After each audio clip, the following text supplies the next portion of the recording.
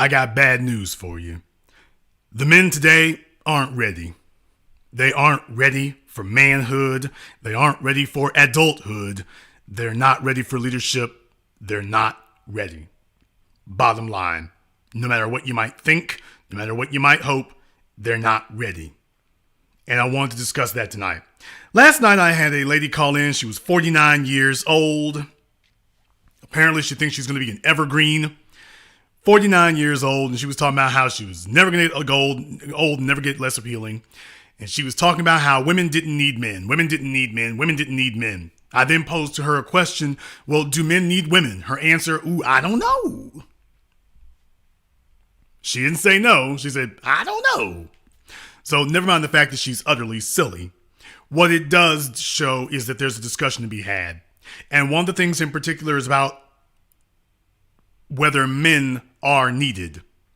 The answer to that question is certainly yes, women need a man, but the operative word there is man. They do not need a male. They don't need a great big old boy. They need a man. And a man is defined by several different characteristics. There's not a long list of them, but they're crucial characteristics. A man is defined by his ability to sacrifice. A man is defined by his ability to endure. A man is defined by his ability to confront challenges and his willingness to do so. A man is defined by his ability to logically think through problems and to arrive at answers. A man is defined by his ability to temper, not eliminate, but temper his emotions and instead invoke his mind. Those are the things that define a man. And right now we are woefully inadequate in that regard. Manhood, as I said in the previous video, is an endangered species. And tonight's program is going to be very, very offensive to some people, but that's entirely the reason why I'm doing it. So I want you all to go ahead and make sure that you like the program tonight. Very, very important we do that. Before the winosphere gets kicked off, it's time for us to get you all on the right foot here. So go ahead and like tonight's program, because I have a lot of ground I want to cover here. I have a lot of ground for us to cover. First and foremost, I want you to understand here, I had a conversation with some people on my Patreon. Had a conversation on Patreon, and we're talking about manhood over there and what it is when it signifies to the world that you're not ready for it. And I told them that just like the clothes you wear tell us about you as a person, the car you drive, ultimately, when you have the ability to choose the car that you wish to drive. Of course, the first cars you drive should simply be simple transportation, but eventually you should get to a point where you purchase the car that you want to drive. And the car that you want to drive tells us about your personality. Well, several of the guys who were in the chat room and a couple who called up, why they all said the same old standbys that you would expect. Well, they were talking about Dodge Charger, Dodge Challenger, Mercedes AMG, E63, C63. And I had to let those young men know, and that is indicative that you are not ready for manhood. You're not ready. Not at all. Because a car tells everybody about the man driving it. And when I've got a 30-year-old man pushing a Dodge Charger Scat Pack, he needs to understand the car itself is not the issue. What it tells me about you is the issue. Because a certain type of man drives that car. A certain type of person. Dodge Challenger does not say Dad of the Year. Dodge Challenger does not say focused CEO, progressive CEO. That's not what it says. It says I'm sporty. It says I'm trying to be young and sporty. It says I'm competing with teenagers. You know why? Because you can see a Dodge Charger or a Dodge Challenger at a high school. You know what you won't see at a high school? You won't see a bunch of BMW 7 Series. You won't see any Bentleys. You won't see any Audi A8s. You won't see any of those there. You can see a Charger or a Challenger at a high school. High school students don't see the value in an A8 or a 7 Series. You know why? Because children have little play cars and they go vroom, vroom. And in their minds, they're going as fast as they can. That's part of that mindset that brings you back to video games. And video game imagery is part of that. When you haven't escaped this stage of your life, then to you, it's all the same. But the reality is it isn't. The reality is this tells us if you're ready for manhood. Because manhood is supposed to be calculating and decisive, not emotional. And when you gravitate to the need for speed, that's a feeling. That is emotional. That is not conscious, deliberate, strategic, logical thought. Nobody is conducting business deals behind the wheel of their Challenger. Nobody's doing that. Men on this side of the road, however, are conducting business in their vehicles. They're less concerned about the horsepower under the hood, and they're much more concerned about the brain power in the seat. I'll spare you the mic drop. They're much more concerned about how many electrical outlets does this thing have. That's what a producer is concerned about. When he goes to the dealership, he wants to know how many electrical outlets are there, how many USB-C outlets are there. We want to know how much business can get done. Because we're not buying a vehicle to get us where we want to go. The vehicle is supposed to already be able to take us there without us moving. That's the point. Manhood does not compete with childhood. Manhood does not have a language that interfaces with childhood. And if you want to know what the real danger and the real crime, and I will say it, if you want to know what the real crime of being a single mother is, it is that you are incapable of grooming boys to become men. Females can raise boys to be emotional little whiny bastards, or they can raise their boys to want to sit up here and be sheltered and coddled for the rest of their lives so that they're in an ever-present state of childhood. And for her, that's good enough.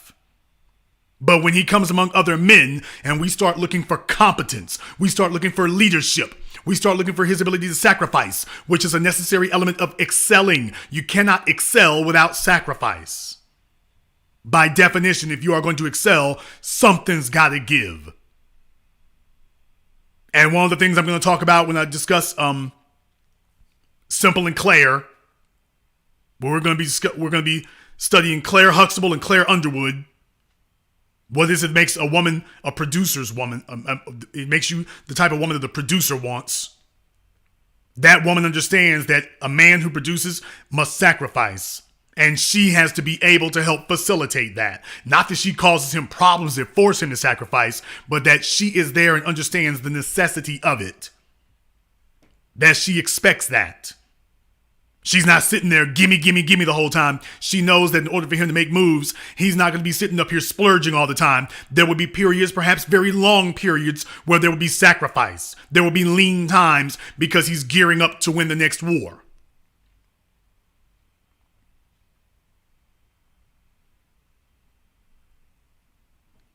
That's the point you want to keep in mind.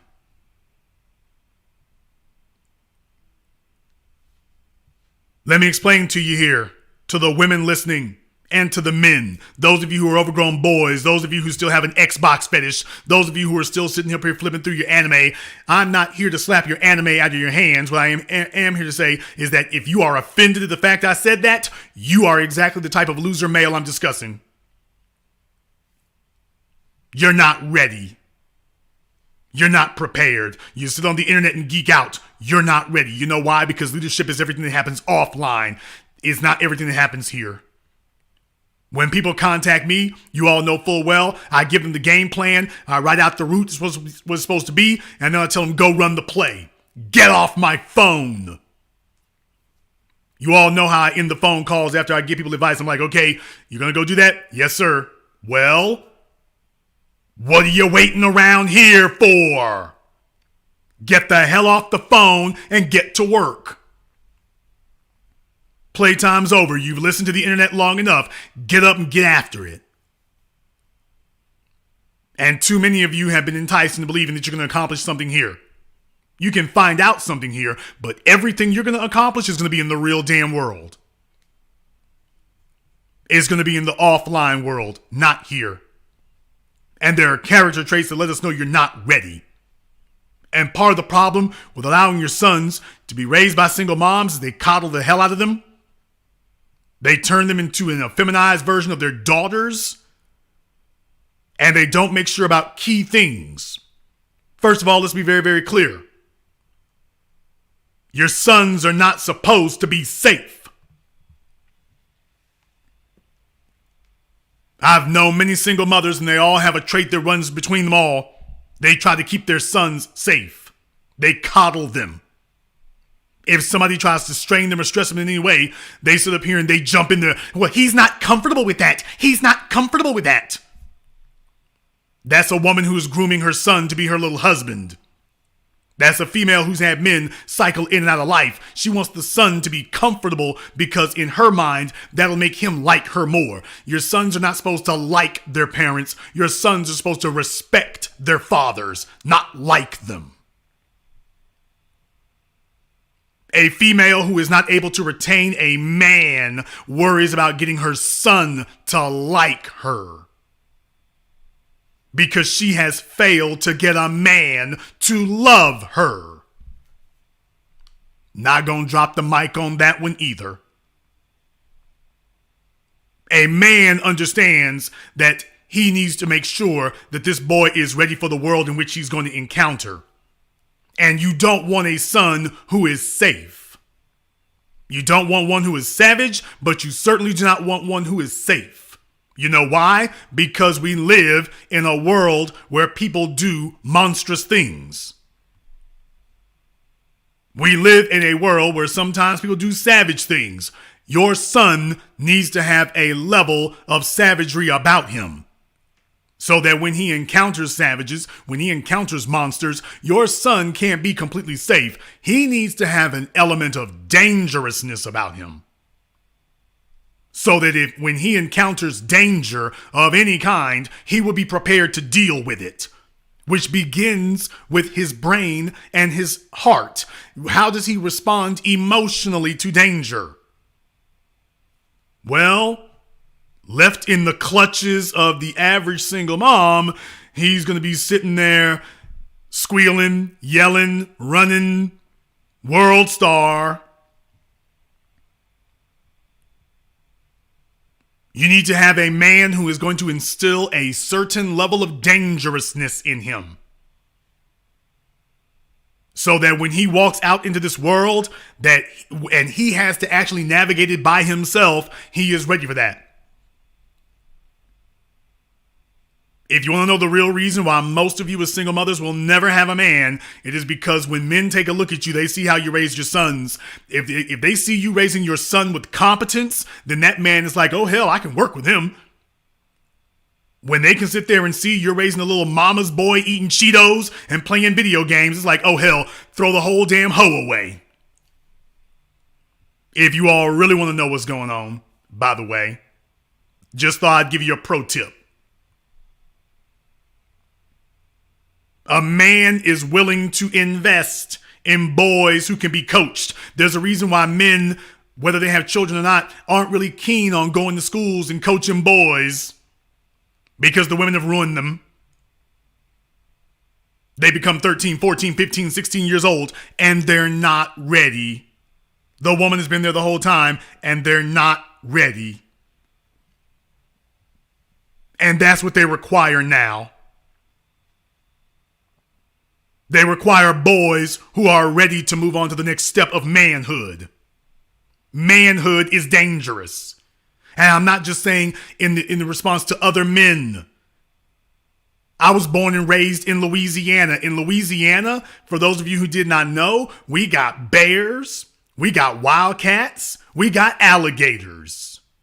That's where I was raised. We got dangerous snakes. I'm not even going to run down the list of them. We've got dangerous snakes where I'm from. We've got dangerous spiders where I'm from. We got rats, not quite the size of New York's, but they're formidable. So from a young age, if you're going to have a boy, he needs to be ready to deal with that. It is one thing when his sister hikes up her skirt and goes running away because a mouse scurried across the floor. You're expecting your boys to take that on. Because that is one of the key signal indicators of being a protector and provider. If he runs from mice, he's damn sure gonna be running from anything else that goes bump in the night. The children and his woman will be helpless. And when you don't have an appreciation for a man who understands this, there's the key reason why you'll be by yourself. If y'all are feeling this tonight, go ahead and hit me with a thumbs up in the chat and hit my likes for me. YouTube is trying to keep the numbers down, but if y'all are feeling this, testify. Hit my likes and hit a thumbs up in the chat room if I'm telling the truth or not. Next up, you want your sons to be conquerors. That doesn't mean that he necessarily has to be Bill Gates, but what that does mean is that he has to be able to carve out his piece of the world, and he needs to be able to hold it, improve it, own it, control it, and then pass it down. That is the bare bones of legacy. Those are the bare bones, nuts and bolts of legacy. Having the ability to carve out your piece of the world that you will be able to use to facilitate the woman and the children and the nurturing of your heirs.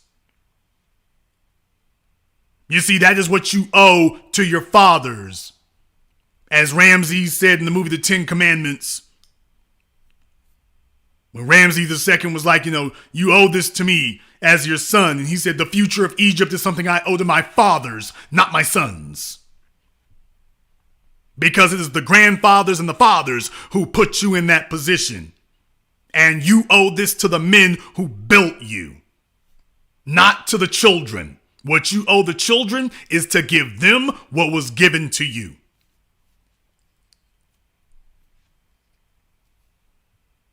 So these key elements that need to be taken into place, that's what you need to value. And today's men aren't ready. They are stylish to an extent. They are emotional to a fault. They are not introspective. In many cases, they are not coachable until it's too damn late, or until it's way late in the game, and then they're dealing with it from a position of crisis and desperation, not from a position of strength.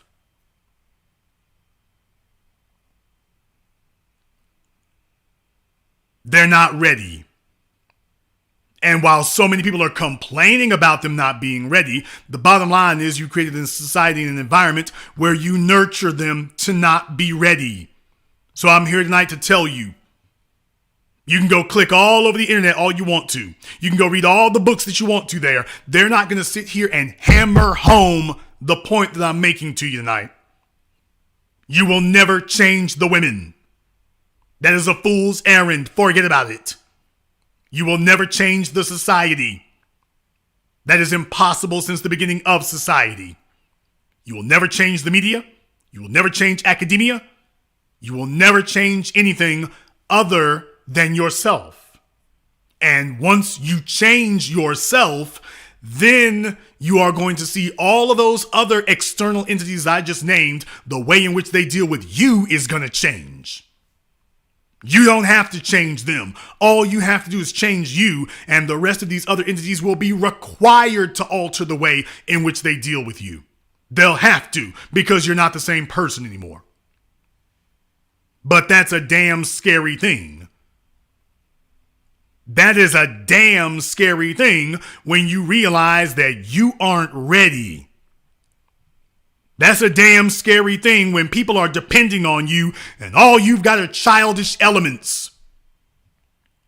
I know a bunch of single moms who their sons are playing Roblox and their sons are playing Fortnite and their sons are playing blocks.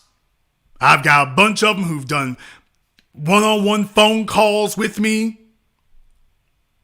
You see them on the block, you see them at the store, you see them at Walmart, you see them at Target.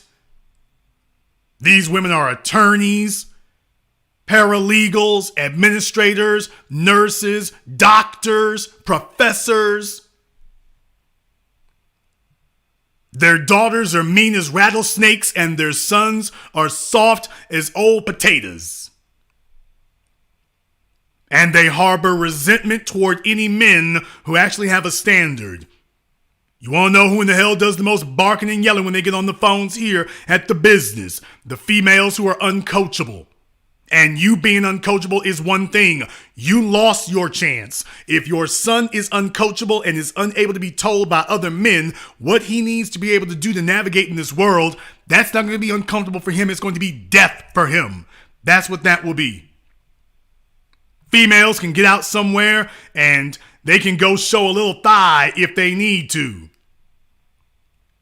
The ones who are in real trouble are the ones who don't have the ability to do that. But if you have one who is able to, she can show a little thigh, she can show a little cleavage, she can get some deference. The men don't have that option. Your son needs to understand that. The reason why he must be productive is he doesn't have a higher echelon of person that he can appeal to come save his ass. A female can look helpless and appeal to the men to drop what they're doing and drop their resources at her feet. A man can't do that. Your boys need to be taught very early. Put the damn game controller down. Some of this stuff that is uncomfortable, yes, as a man, you are going to spend the rest of your life subduing the uncomfortable things in this world. That is your purpose. And one day you'll get grown and slap the dog snot out of your mama for sitting up here and trying to separate you from that, trying to coddle you from that, trying to insulate you from that. You are supposed to be dealing with difficult circumstances. I have so many young men who have called me up and said, Jason, how do I get confidence? How do I get confidence?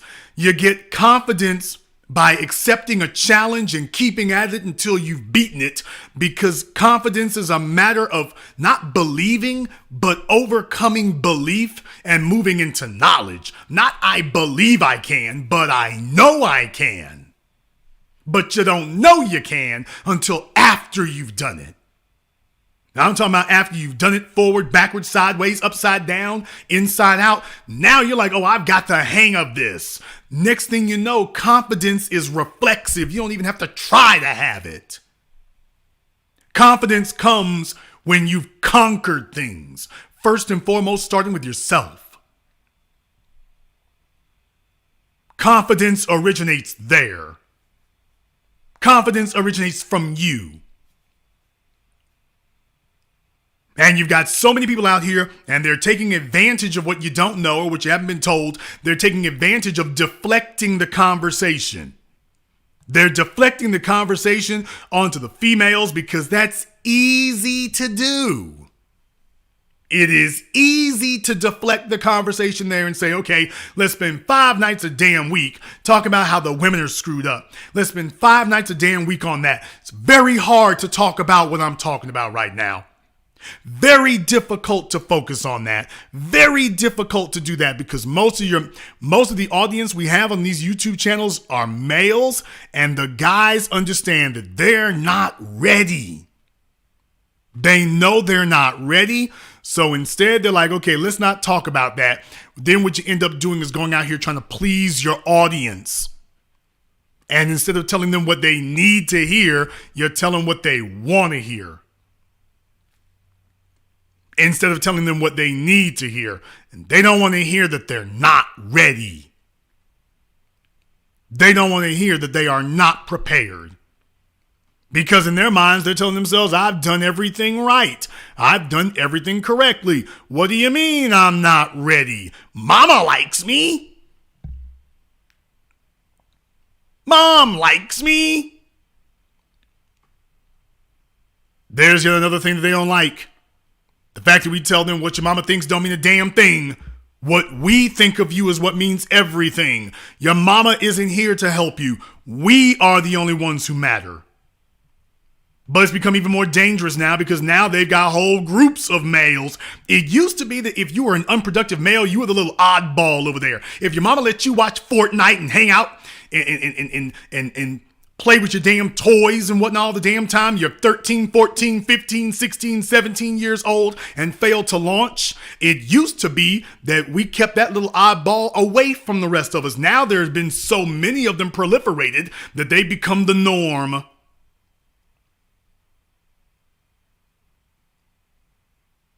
They've become the norm that everybody sees now, and that's become the standard, and anything that doesn't do that is above standard now. Amazing. Amazing. I didn't say this was going to be comfortable. It's not supposed to be.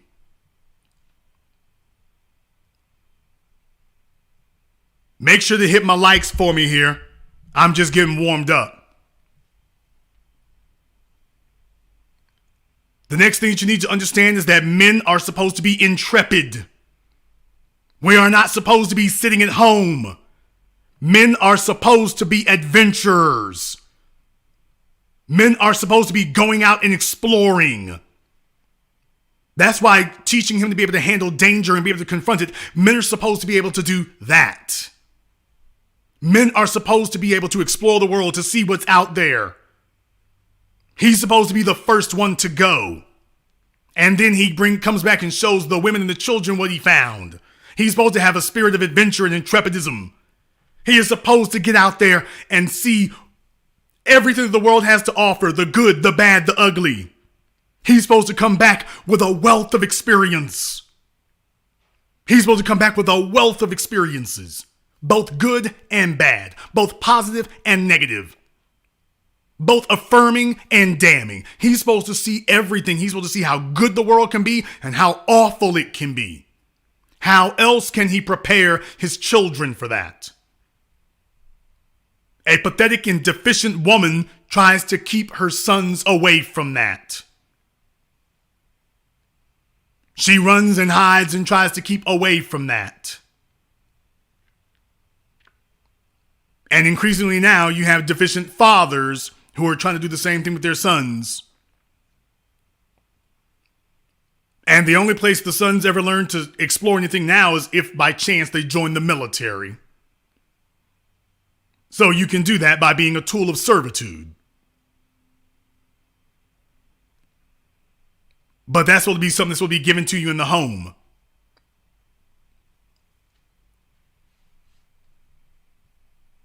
A man is supposed to be a problem solver.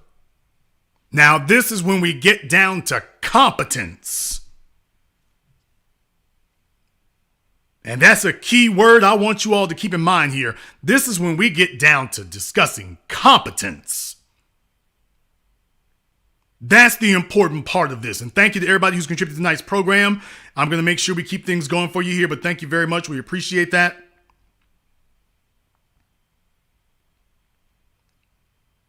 Competence is a key thing that is missing. When you look up the definition of competence at dictionary.com, first definition is the quality of being competent, adequacy, possession of required skill, knowledge, qualification, or capacity. Second definition, when you talk about competent, having suitable or sufficient skill, knowledge, experience, etc., for some purpose, properly qualified.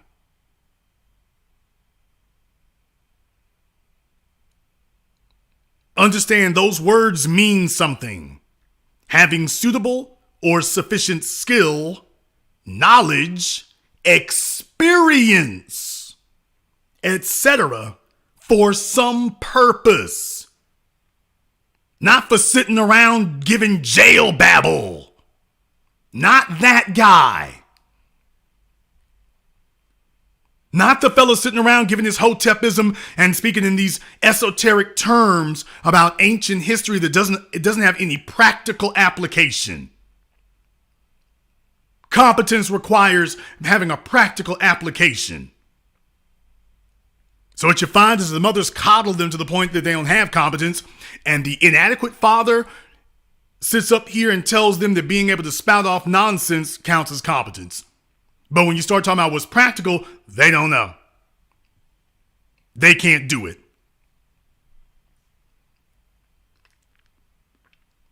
I got cuts on my hands right now. I got cuts on my fingers right now. On my vehicles, I do all of the light repair work myself. I do all the regular maintenance myself, unless I'm on the road and pressed for time for an oil change and it's just not practical. I do that myself. Every man should know. You know why? Because if you bought a vehicle, you should know how to at least do some of the basics on it. That demonstrates a level of mastery. Maybe you can't rebuild an engine, but you should be able to do your own brakes, your own oil, your own air filters at the very least, your own serpentine belt. Do you even know what the serpentine belt is?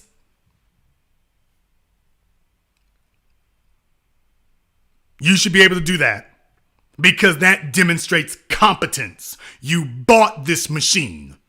Do you have the competence to keep it going? You bought this house, you rent this apartment, whatever the case may be. Do you have the competence to maintain it? Does your family look to you for leadership? And what does leadership mean? 3 simple words. Call me first. Do you have that? Or are you groping for it? Do you have that or are you groping for it? A man is supposed to have answers. That's what competence means. That you have enough skill, enough knowledge, enough experience that when people come to you, you've got answers. If you all want to know what that means,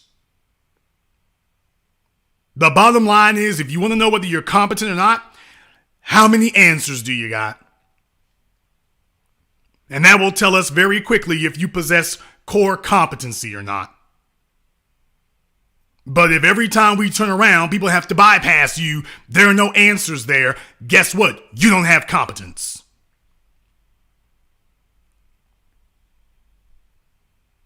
And most males today have grown into adulthood with no competence, which is why when we discuss something as simple as having your finances together, they sit here talking to us like this is Pythagorean theorem. They're talking to us like this is Einsteinian physics.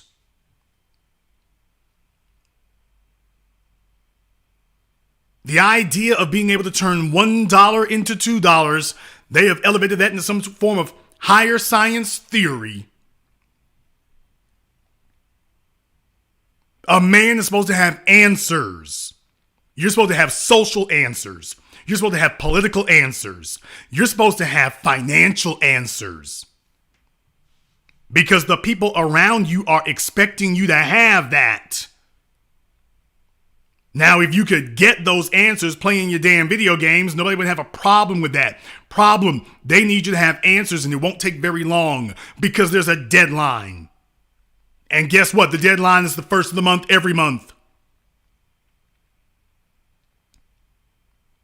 The deadline is the first of the month every month.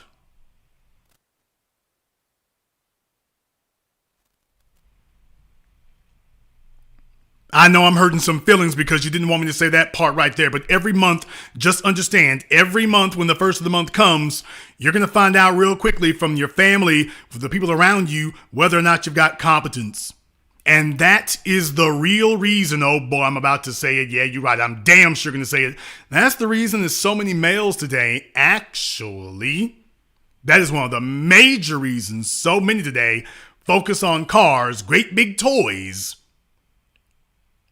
But legacy is not a part of the equation. Being able to show people where they've invested in something bigger than themselves, your car ain't bigger than yourself.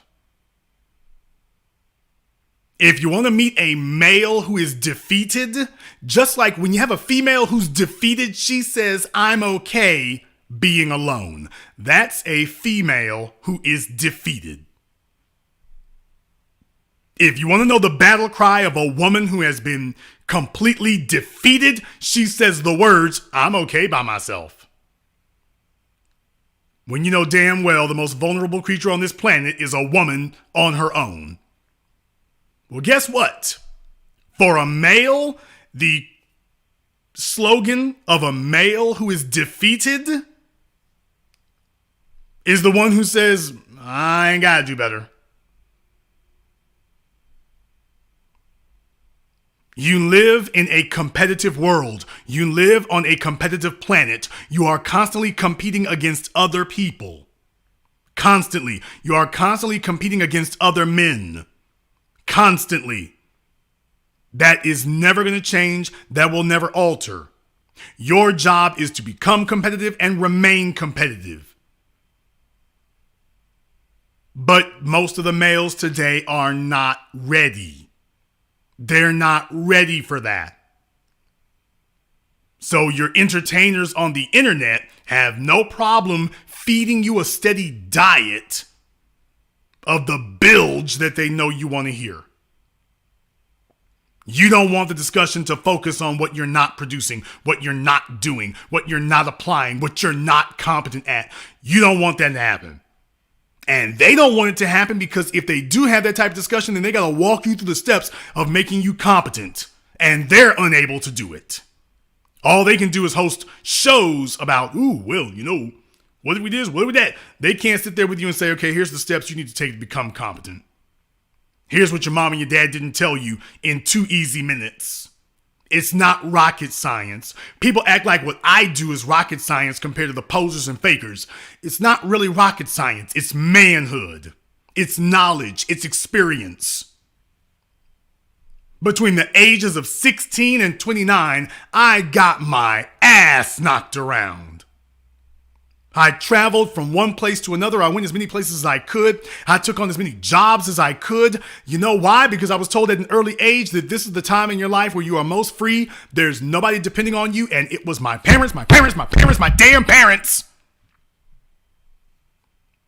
It was my parents who told me, son, you will never be more free than you are right now because there's nobody depending on you. You need to learn as much as you can, do as much as you can. You can take risks now that you'll never be able to take because if you don't come home tomorrow, the only people that is going to hurt is you. We're your parents. It's not going to take no food off our tables. We'll be sad, but we'll make it. But that was what they told me. You will never be more free to take the risk than you are right now at this point in your life in your 20s because there's nobody depending on you to come home. Now, it's a little different if you do have a wife and children. It's a little different, but some of y'all still got to get out there and make it happen. But they told me nobody's going to suffer if you don't come back. So we expect you to get out there and learn. And yes, I got into some hairy situations, and sometimes I wonder how the hell I lived through it. But guess what? That is manhood. That is what it means to be a man. That is what a man is supposed to do. A man is supposed to get out there and figure it out through experience, through observation. He's supposed to learn everything he's supposed to by hook or by crook. He's supposed to get the job done. Maybe you can ask, maybe you can beg, maybe you can steal, maybe you can borrow. I don't know. Your job, your obligation is to get it done. You know why? Because people are depending on you. Now, I gotta tell you right now, I don't trust a male who sits up here and downplays the value of having heirs. I don't trust a male who downplays the value of being resourceful to his heirs. I don't trust him. I don't want him around. I don't have biological children, but I've got literally thousands, if not tens of thousands of surrogate sons and daughters around this planet. And I am proud to have that. I am proud of that. You know why? Because my sons and daughters are building. My sons and daughters are trying to figure out how to become better people. My sons and daughters are trying to figure out how to improve the landscape. My sons aren't hiding under a damn rock somewhere with an Xbox controller in their hands with their mammy sitting up here looking slack-jawed like the neighborhood corner hussy. My sons are out here taking the knocks and taking the scrapes just like I did. And you know what? I lived through it too. That's right. I got knocked around. I got kicked around. I got scraped up. I got the scars to prove it. And guess what? I'm still here. I lived through it. It didn't kill me. It won't kill you. And if it does, maybe you weren't my son after all.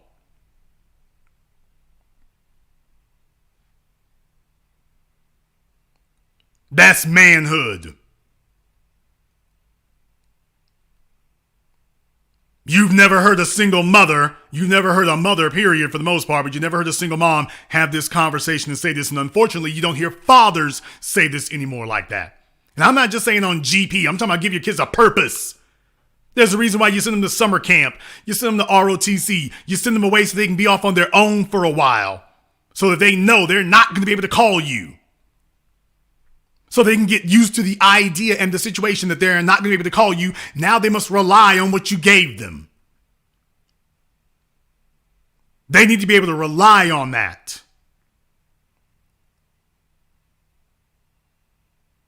They need to be able to rely on being surrounded by a bunch of boys who don't look like them. These ain't your damn brothers here. They didn't grow up with you. You're going to have to earn respect from them. They don't have no love for you. They don't have any affinity for you. Anything you get from them, you're going to have to earn. Maybe you're going to have to fight for it. Maybe you're going to have to take it.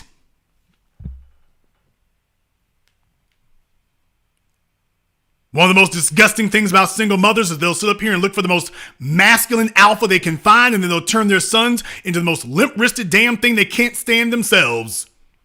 They turn their sons into precisely the kind of man that they would never want to be with. And then the boys come back to me 5, 10, 15 years later after the world has decimated them.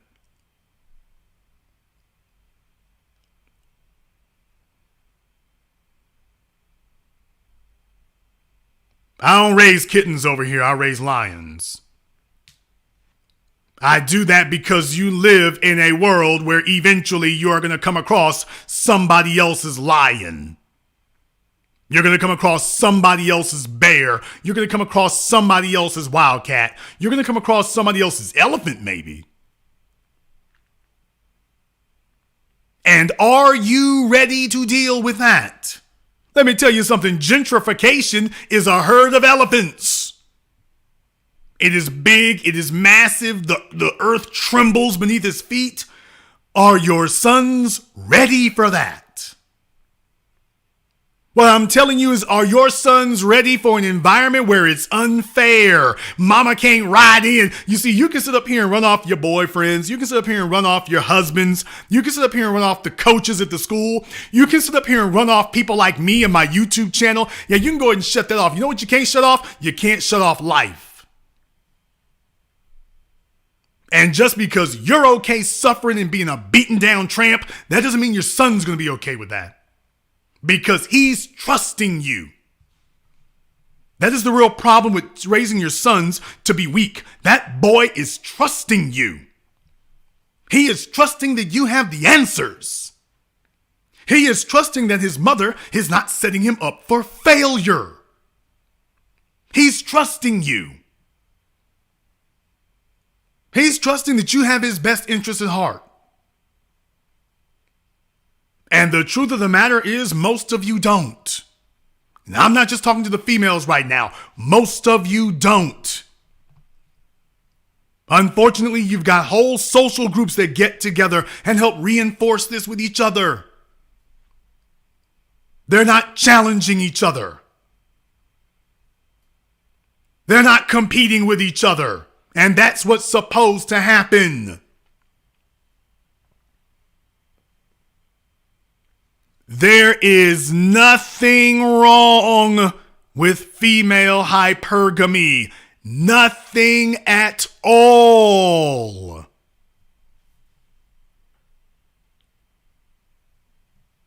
Let me say that again, what you've never heard from the rest of your winosphere clowns. There's nothing wrong with female hypergamy. It is a necessary artifact of the landscape. It is not just there. It is not just good. It is necessary.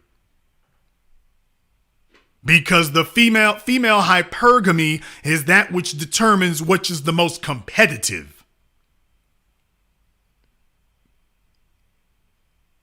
And ultimately, the females are going to prefer that which is most competitive based on the results. Now, understand, some of the weak and some of the silly are going to say, well, they be picking Pookie and Ray Ray. That's not where they pitch their camps at. In this contrived environment of public schools where your daily bread is subsidized, you can afford to be silly. When we take that away, the females get some act right real quick.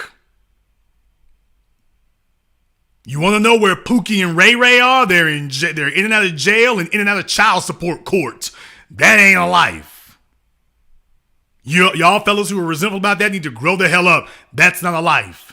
And if you are not happy with the females who tend to sit up here and run around with Pookie and Ray Ray to begin with, let's be very, very honest about a couple of things right here. You can't call no damn hands when you have no resources. You can't call hands when you have no resources. You can't influence female behavior when you have nothing to bargain with. A woman isn't going to listen to your damn philosophies. A woman's not going to listen. First of all, men ain't going to listen to your damn philosophies. That's first of all. Men aren't going to listen to your damn theories. I know the winosphere posers and fakers look like they're riding high right now. Just understand, that eventually runs out. It always does, because it must. Because eventually you're going to have to deliver real, genuine results. When they start getting older and they realize they've been listening to you for 8, 9, 10 years and nothing's changed for them. Your lifestyle has took off, but theirs hasn't. Then they're going to come back looking for me. They're going to come back looking for somebody who says, hey, we gauge by results over here. We don't do theory. I can get you straightened out in a few minutes here. I don't have tough love for you. It's going to be brutal. We can get you straightened out. That's what they need. If you are habitually losing to Pookie and Ray Ray, guess what? You're probably Pookie or Ray Ray, or both. But at the end of the day, hypergamy is necessary because hypergamy is how the gene pool keeps out the uncompetitive. Hypergamy is what ultimately filters out the uncompetitive. And right now we have a situation of uncompetitive males. And if 10 or I would really rather prefer to see 20%. If just 20 or 25% of us were competitive, that would be enough to knock down and sway everything. That would be enough to knock down and sway everything. Not because it can, but because it must. Most of you have been told you don't need to be competitive. And that's a problem. Every time I start talking about how black men need to increase what they're doing and whatnot, you're always going to have some broke down, silly ass sad sack come jumping up talking about everybody can't be business owners. Everybody can't excel. That's a damn lie. Maybe numerically everybody can't be business owners. I never said everybody need to be business owners, but you don't have to be struggling. Now that is a choice. Everybody can't be affluent. Okay, understood. But that doesn't mean you have to be struggling either. Now, that isn't a mathematical requirement that you have to struggle. But when you're talking to a guy who's losing, then the first thing he's going to tell you is that it's okay for you to be losing to. A man is supposed to be aspirational. Oh, hell. Now, here's where we gonna get in a big-ass trouble right now. I'm gonna get into a lot of damn trouble with this. Let me tell you something, brothers. A Dodge Charger ain't nothing to aspire to. Yeah, I said it. You can have fun with it, this, that, and the other. Just understand, I'm side-eyeing your manhood real quick. That was cool when we were in high school. That was cool when we got out of high school. I'm trying to figure out where the pinnacle is. You know why? Because I'm trying to ask myself one question about you right now, dude. If you're going to be sitting next to me, have you peaked? I need to see if you've peaked. I need to see what the best is. I need to see if you've hit the top yet. I need to see that. Don't worry, eventually we're going to get around to talking to the females about whether or not y'all have peaked. Don't think for a moment we left that out. Might get to that with Simple and Claire, I don't know. But ladies, don't think for a second we've forgotten about you. Oh no, have you peaked? Yeah, we need to find out about that, if you peaked or not. But I'm talking to the fellas right now. To the fellas, you're supposed to be aspirational. You are supposed to be in a constant state of taking yourself somewhere. And then everybody else is a beneficiary of where you're going and what you're doing. And when you are constantly in a state of improving, you are constantly in a state of elevating, you are constantly in a state of moving forward and progressing, then guess what? You've now got the ability to call hands. You've now got the ability to reward the people or the women or the children who adhere to your standards. You have the ability to reward them, or you have the ability to punish them by withdrawing it. And that is the way it works. And that is the way that it should work. That's the way it is supposed to be. You are supposed to be in that position. So you're supposed to be aspiring. You know why? Because no woman will ever work as hard as a man will. It ain't gonna happen. Women are not gonna get out there and cut their fingers up. You ever been to a nail salon? Please. The slightest bit of discomfort makes them run out of there. I'm a man. I've had dental visits where they didn't use enough damn anesthetic and didn't leave. Once upon a time, I had a damn wisdom tooth. I felt when the damn pliers broke the tooth in half. I see him pull the damn pliers out. He's got half the damn tooth on it. The other half, it jammed up in my head. Well, I won't say up in my head. It jammed up in my upper jaw. All he said was, the tooth broke off, is jammed in your jaw. This'll cost more. Here he comes with the damn scalpel. It wasn't the most comfortable thing. I didn't get up and run either. Women are not going to sit there and do that. They're not going to do it. And as a man, you're supposed to understand that's your lane. That's your lane right there. Your lane is to take on the difficult. Your lane is to take on the tough stuff. Your lane is to go where the women are afraid to travel. That's your lane. That's the so-called wage gap. The men fill in those places where they're afraid to go. That's the so-called wage gap. And that's where you're supposed to be. It's not a wage gap, it's a man gap. It's not a wage gap, it's a man gap.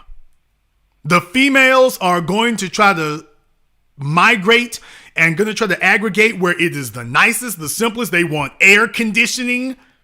They want weeks off. They want to be able to sit there and do their nails. They do not want to break a sweat, period, at all.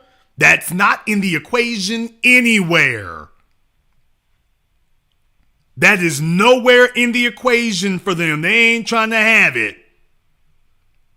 There's only a certain type of female who is okay breaking a sweat like that. But for the ones who are like, I'll be damned if I'm going to let a trickle of sweat come down and I'm not at the gym, I can get a man to take care of this for me. What the hell am I doing? This is insanity. Fellas, that's your lane. That is your lane. But the mama's boy set has been told they're not here to compete for anything, and as a result, they don't respect you. Understand something. I can see a lot about you by what you're driving and whatnot. You fellas running around here with your Volkswagen Golfs and Jettas, with your little Zip Mobiles, with your Subarus. I just want you to understand something. That tells me something as a man. That tells me about you. That tells me something. That tells me about what stage of life you are. That tells me about where your development emotionally. That tells me about you. I didn't say you had to like it, but it's the damn truth. That tells me about you. That tells me where you are and where you're going. You're 30 years old and sitting up here polishing your Dodge Charger. I'm like, oh, okay, never mind. Yeah, he's still trying to figure it out. He's still trying to figure it out. He doesn't know.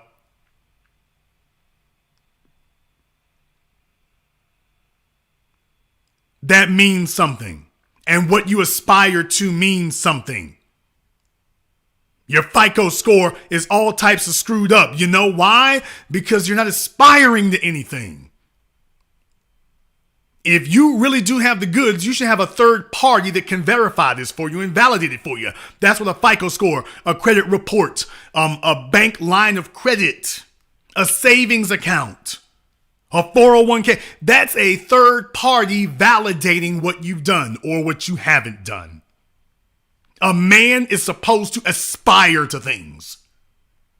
How can you control anything if you don't aspire to anything? How can you control anything if tomorrow's going to look the same as it does today? As a man, you are supposed to be afraid of your tomorrows looking the same as they do today. You're supposed to have a never-ending set of expanding options. The options are always supposed to be expanding. They're never supposed to remain static. Because by definition, if you're sitting still, you're falling behind. Thank you, Frank Stevenson. By definition, if you're sitting still, you're falling behind.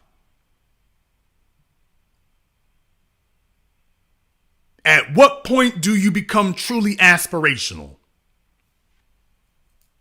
At what point do you break away from the pack? At what point do you become something special? At what point do you excel? At what point do you stop being comfortable with where you are? Remember what I've always told you all, if you're in the same place at 30 that you were at 20, you're in bad shape. And if you're in the same place at 40 that you were at 30, your life has amounted to nothing. You're not supposed to be in the same place perpetually. So when we talk about that incessant need to compete, what I'm talking about is you are competing to not be in the same place. You are competing to move forward. You are competing to be able to do more. Because guess what? What you got might be enough for you, but you're going to have to spread that around for 4 or 5 heirs. That might have been enough for you, but your 4 or 5 heirs going to need more than that. They're going to need more than that. And as a group, today's men aren't ready. They're not ready. That's not a good sign for you all to be sitting up here complaining about what the females are doing, complaining about what they got, complaining about what they're saying and whatnot. Okay, we heard all that, damn it. Now, what are you gonna do about it? I ain't gonna do nothing. I'm gonna see about me. Then you shouldn't even be talking. If you're not actually going to do anything about it, then you shouldn't even be talking. You got no standing.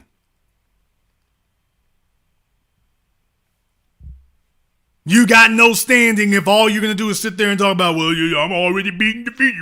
That's all we need to do about that. That's the problem with the internet. The internet allows people to cultivate being defeated. And then they get offended when you're not sitting there defeated with them. They get offended about that. But the truth of the matter is they're not ready. They're not ready.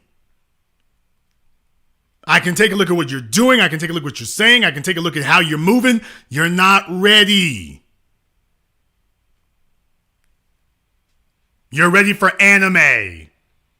You're ready for Marvel movies. You're ready for amusement parks. And if you have a female who is silly and immature and undeveloped enough to be able to encourage that in you, okay, guess what? She's going to sit there and ride you to the bottom until you crash and burn. But then once you've wrecked yourself, once you become completely uncompetitive, don't be surprised when she immediately jumps to somebody who is, and you sitting there looking all stupid. Hey, what happened? I thought we were cooling.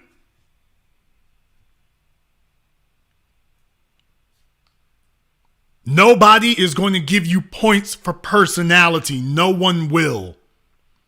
No one is going to sit up here and listen to your sob stories about what you weren't given or what you weren't told.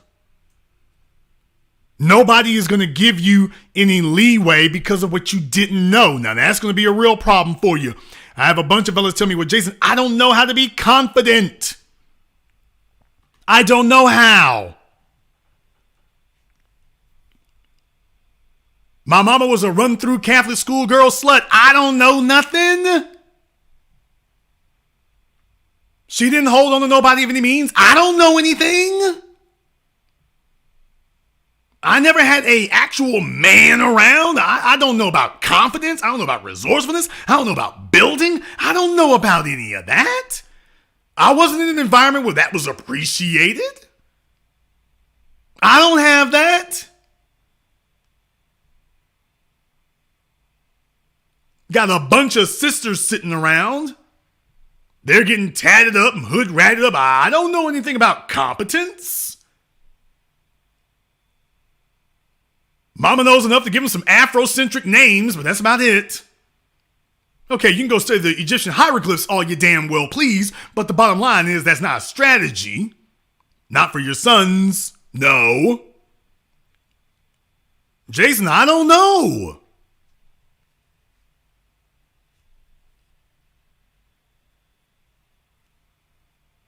And maybe you're okay with your level of subsistence, but I assure you your heirs will not be.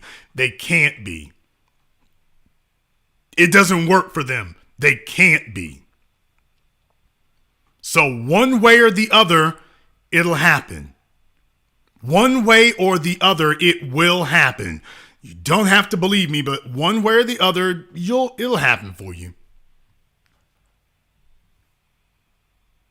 You'll either learn through their advice or you'll learn through your experiences, but one way or the other, you will.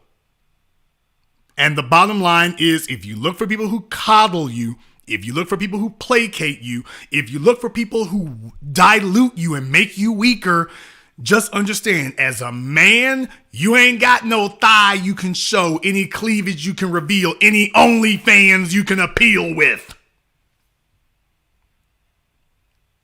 You don't have a higher class of being who is willing to be your protector and provider. You don't have that option.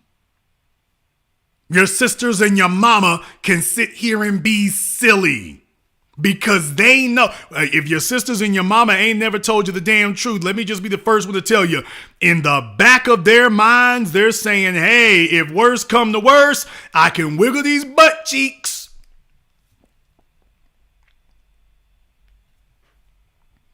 If worse comes to worse and it breaks down like Mad Max out here, at the very least, I can wiggle these butt cheeks. Your mama isn't gonna tell you that, but that's the damn truth. Your sister isn't gonna tell you that, but that's the damn truth.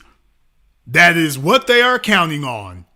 If everything goes left, if everything goes bad, if all else fails, they got the option of doing some tricking. If all else fails. Guess what? You don't have that option. You got to produce. You can't afford to be intellectually dishonest with yourself. You actually have to produce. You have to actually make it happen. You're going to have to actually get out here and get it. You don't have anyone to appeal to. You're going to have to actually build some bricks. You're actually going to have to create some structures. You're actually going to have to cut your hands. You're actually going to have to make some stuff get built. You're actually going to have to make tomorrow look better than today. Yeah, you're actually going to have to do that. Whether you were told or whether you weren't. Now, there's the killing part about it. Your mother will enable you with foolishness and she'll sit there and talk about, oh, she's okay and fine with it. Okay, but your son is broken. And yes, it's criminally selfish, but that's where we're at. We are in a day and era where that's where we're at today. They don't appreciate it. So as the males listening and you're not ready, you better understand that. You better become ready. And the first way in which you become ready is by understanding what has served you and what has not. You can't talk your way out of this. You're going to have to be your way out of this. I know in tonight's program, my numbers are a little bit down because this isn't what they're expecting. They don't like this kind of talk. Y'all are used to Negroes sitting up here hosting programs and flattering your broken little egos and telling you that you're all right, but you're not all right.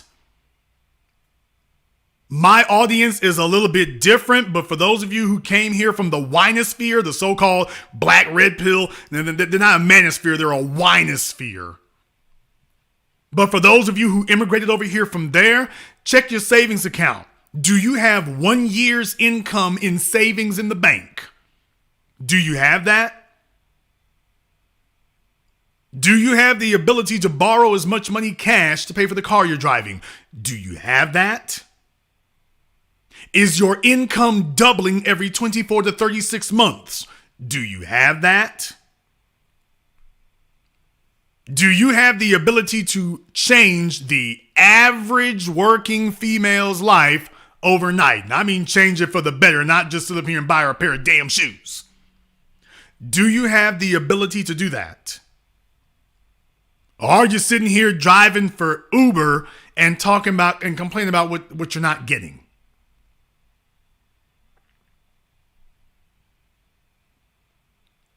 The lines are now open. I'm going to leave them open for a little bit here. The number is 646-787-1933. That's 646-787-1933. And I'll even invite the females to call up. By the way, I want the fellas to call in, but I'll invite the females to call up here tonight. Well, I'm not going to drag them. I'll invite the females to call in here tonight. You all are welcome to do so. Thank you to everybody who supported tonight's program on PayPal, Cash App, or Super Chat. We appreciate that. I see you out there. Insane Optimus, Yusuf A, Big K, and everybody else. Divine, thank you very much as well. I'm talking tonight about how today's men aren't ready. I'm talking about how they are not ready. And they are encouraged over and over again to be some hairy, harder, masculine, slightly masculine version of their mothers and their sisters. But the world is expecting you to be extraordinary and you're not ready. The world is expecting you to sacrifice. The world is expecting you to do without.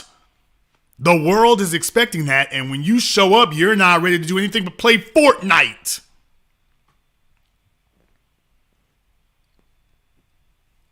And a bunch of you are angry and mad and you're betrayed because your manhood training was never completed, if it was ever started. So you know how to emotionally lash out. You know how to emotionally break down in a heap in the middle of the living room floor. What you don't know how to do is to stare at a world of adversity and subdue it. You don't know how to walk in a room full of males and gain dominance. All of you talking about personality, and yet you can't even walk into a room and gain dominance with that personality. not through personality alone. You know why? Because men don't bend to the personalities of other men. We bend to the accomplishments of other men, not to their personalities. We don't give a damn about your personality. We ain't a broad. The only thing that men respect about other men are their accomplishments. When we see that, now that will get us to stop in our tracks. That will get us to lend you an ear. That will get us to stop and listen. When we observe, hey, this guy's accomplished. This dude is moving things. This dude is doing things. Let me stop and soak up the game. He's got something to offer. He's got something to offer.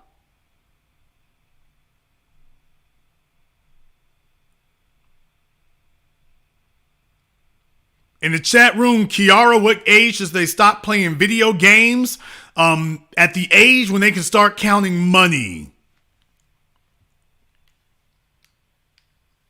Because the truth of the matter is, if you're a single parent, the only reason you got them playing video games is because you don't have anything else to do.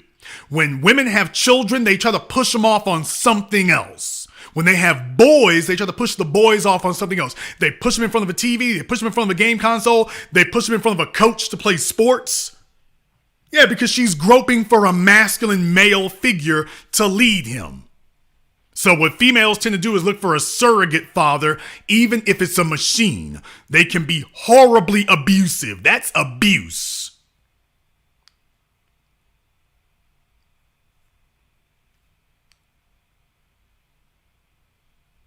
I remember a man once said that if you want to accomplish anything in life, the worst thing you can do is get a gaming console. You might as well have a drug habit, is what he said.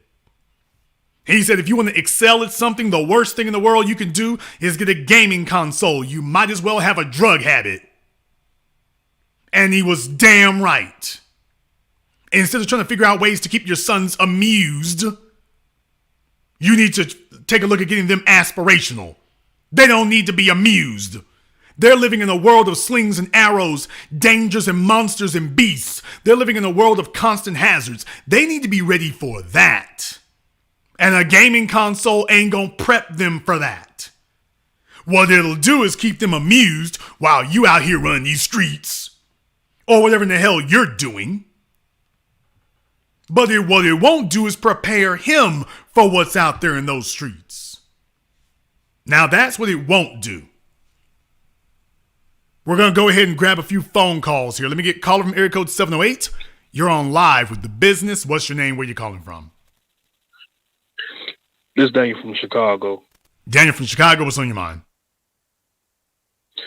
I agree with you 1,000%.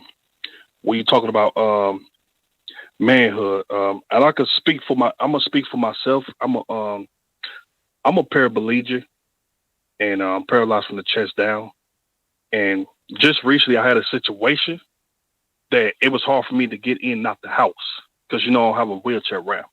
So I figured a way how to get coming down the stairs, and I figured a way to come up the stairs. It was hard as hell, but I didn't tell myself that I couldn't do it, or I ain't let people tell me, well, that's too dangerous. Well, you unable to do that. Like, what if you hurt yourself?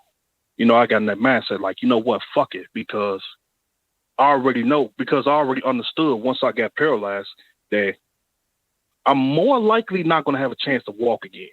So that was really the hard pill for me to swallow.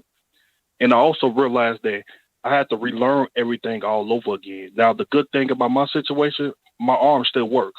So I got 25% of body that I could use. So anything below my chest or below my nipples, I can't feel at all because I still have the bullets currently still stuck in my spinal cord. So my everyday life, I had to relearn how to do everything all over again. I had to relearn how to get my eating habits back. Not my eating habit, but learn how to cook for myself. I had to learn how to wash my own ass again. I had to relearn how to do certain things. I had to relearn how to get back out there in the world again. We've all seen I had to videos relearn how to. online of fellas who got, no lower extremities. I know y'all all seen the fella who was that runs track on his hands, because he doesn't have his whole body is gone basically from his navel down. He ain't got nothing in that area. Yeah, so think about that for a few moments there. You know what? Yeah, I seen that. I definitely seen that. That type of shit inspired me because, again, like once I get out the hospital, it wasn't. I knew in the door, like ain't nobody gonna give a fuck about me. You know what I'm saying? Now the good thing is I don't have any children, so I had to go out there and go get it. Like I don't let people tell me what I can or can't do, or I don't let nobody try to coddle me. I ain't trying to be coddled. Like that's the worst shit in the world for a grown ass man to be coddled. I don't give a fuck what it is. So I just go out there, get it every day and learn as I go. Whatever I don't know, I learn as I go. Whatever I can't do, for a fact, I know I can't do it at all, then I don't try to control what I can't. Like it's snowing though. Like we got 7 inches of snow, yesterday? Now I know I can't roll my wheelchair to no damn snow, but so whatever I control, I go out there and go get it, and I don't make no complaints about it. So the bottom line is a man can't make excuses. And the first thing they'll say is it's not fair. Man, look here, the first thing you learn about manhood is life is not fair. It isn't about fairness. It is about understanding that you're going to get out of it. If nobody ever told y'all, I'm the man who's telling y'all right now. Life is going to be about what you take from it.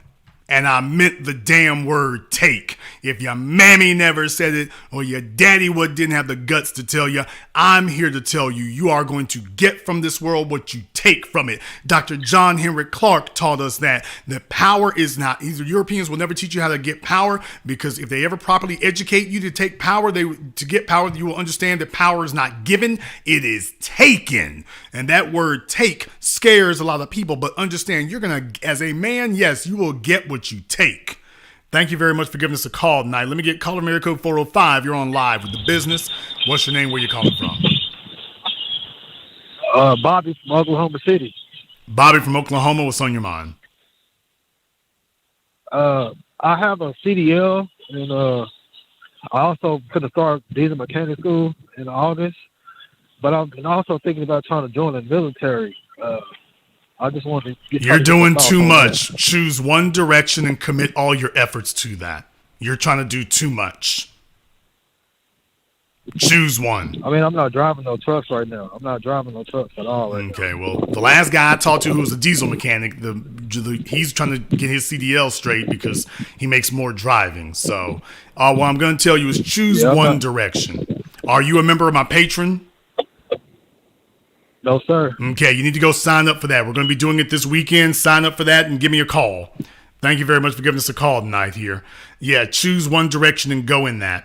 Let me get caller from area code 919. You're on live with The Business. What's your name? Where you calling from? Hello, this is Chris. Okay, you're fumbling with your phone. Get your life together over there. What is your name? Where you calling from?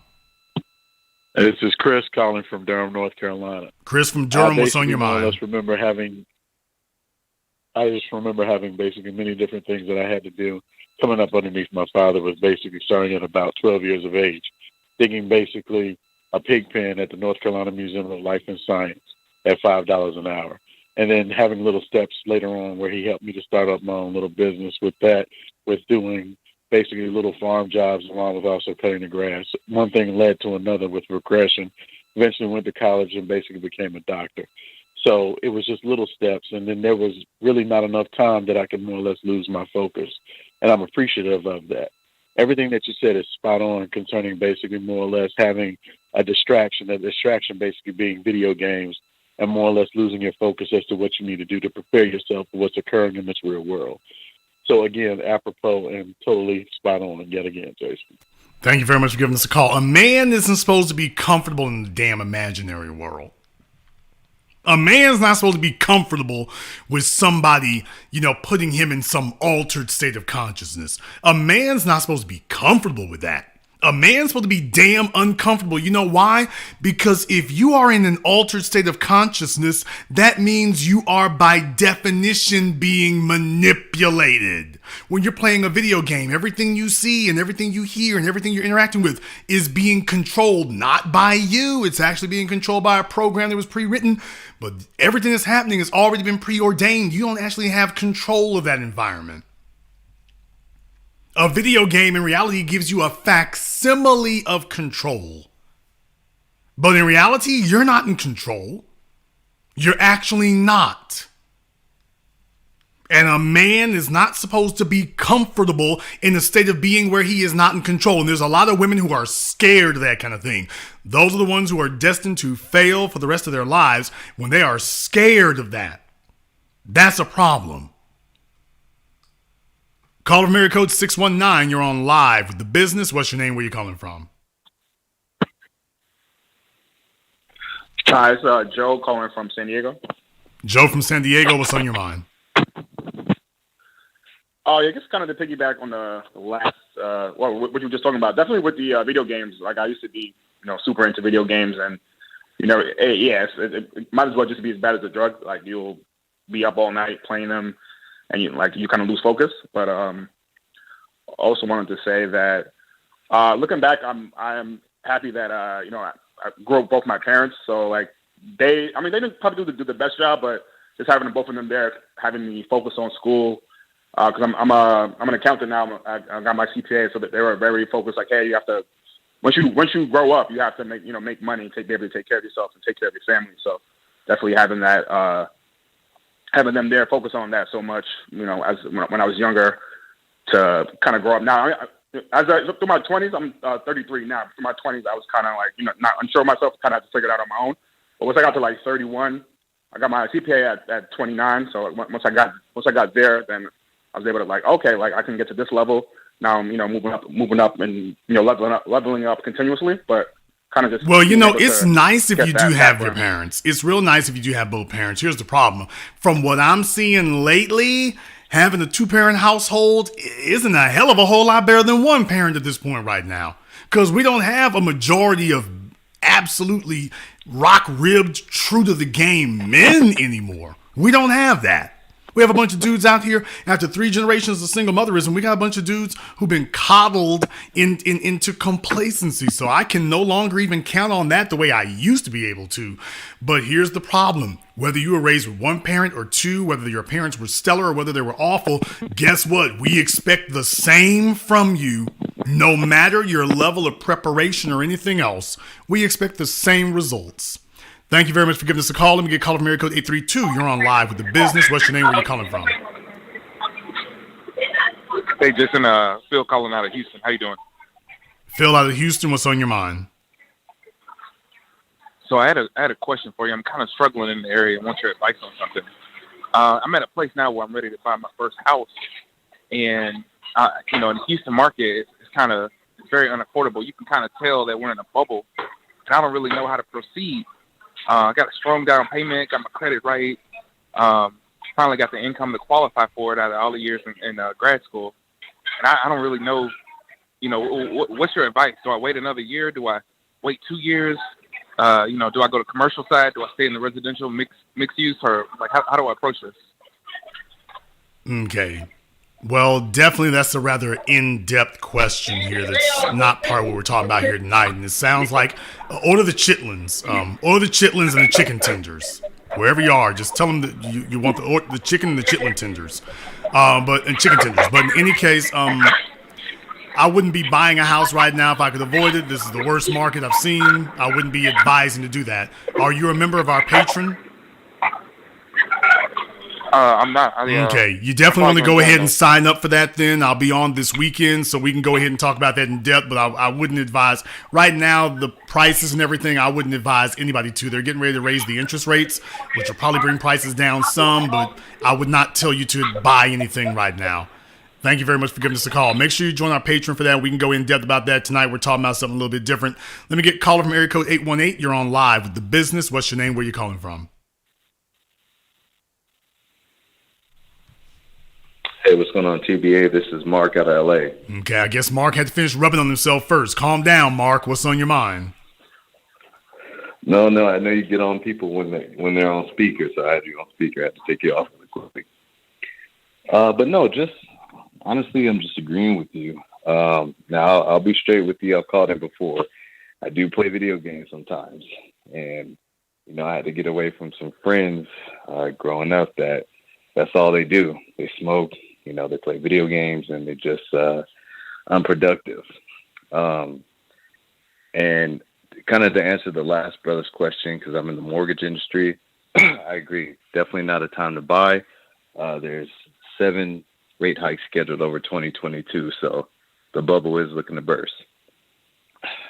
We'll find out sooner or later. Thank you very much for giving us a call here tonight. And definitely for the women listening here tonight, understand something. It is very easy for you to be complacent. It's very easy for you to be selfish. The bill that comes due will be horrendous. It won't be bad. It will be horrendous. And you won't want to pay it. You need to make sure you have a winner. Your primary obligation is to have a winner. And if you got children, your happiness goes out the window. I didn't say to the side, it goes out the window. It is imperative that you have that because you aren't ready. You're not ready. Sons are not house plants. He's not your little boy. Nor is he your little man. All you're doing is damaging and breaking him. You are buck breaking him. Get the hell out of the way. That's what you can do.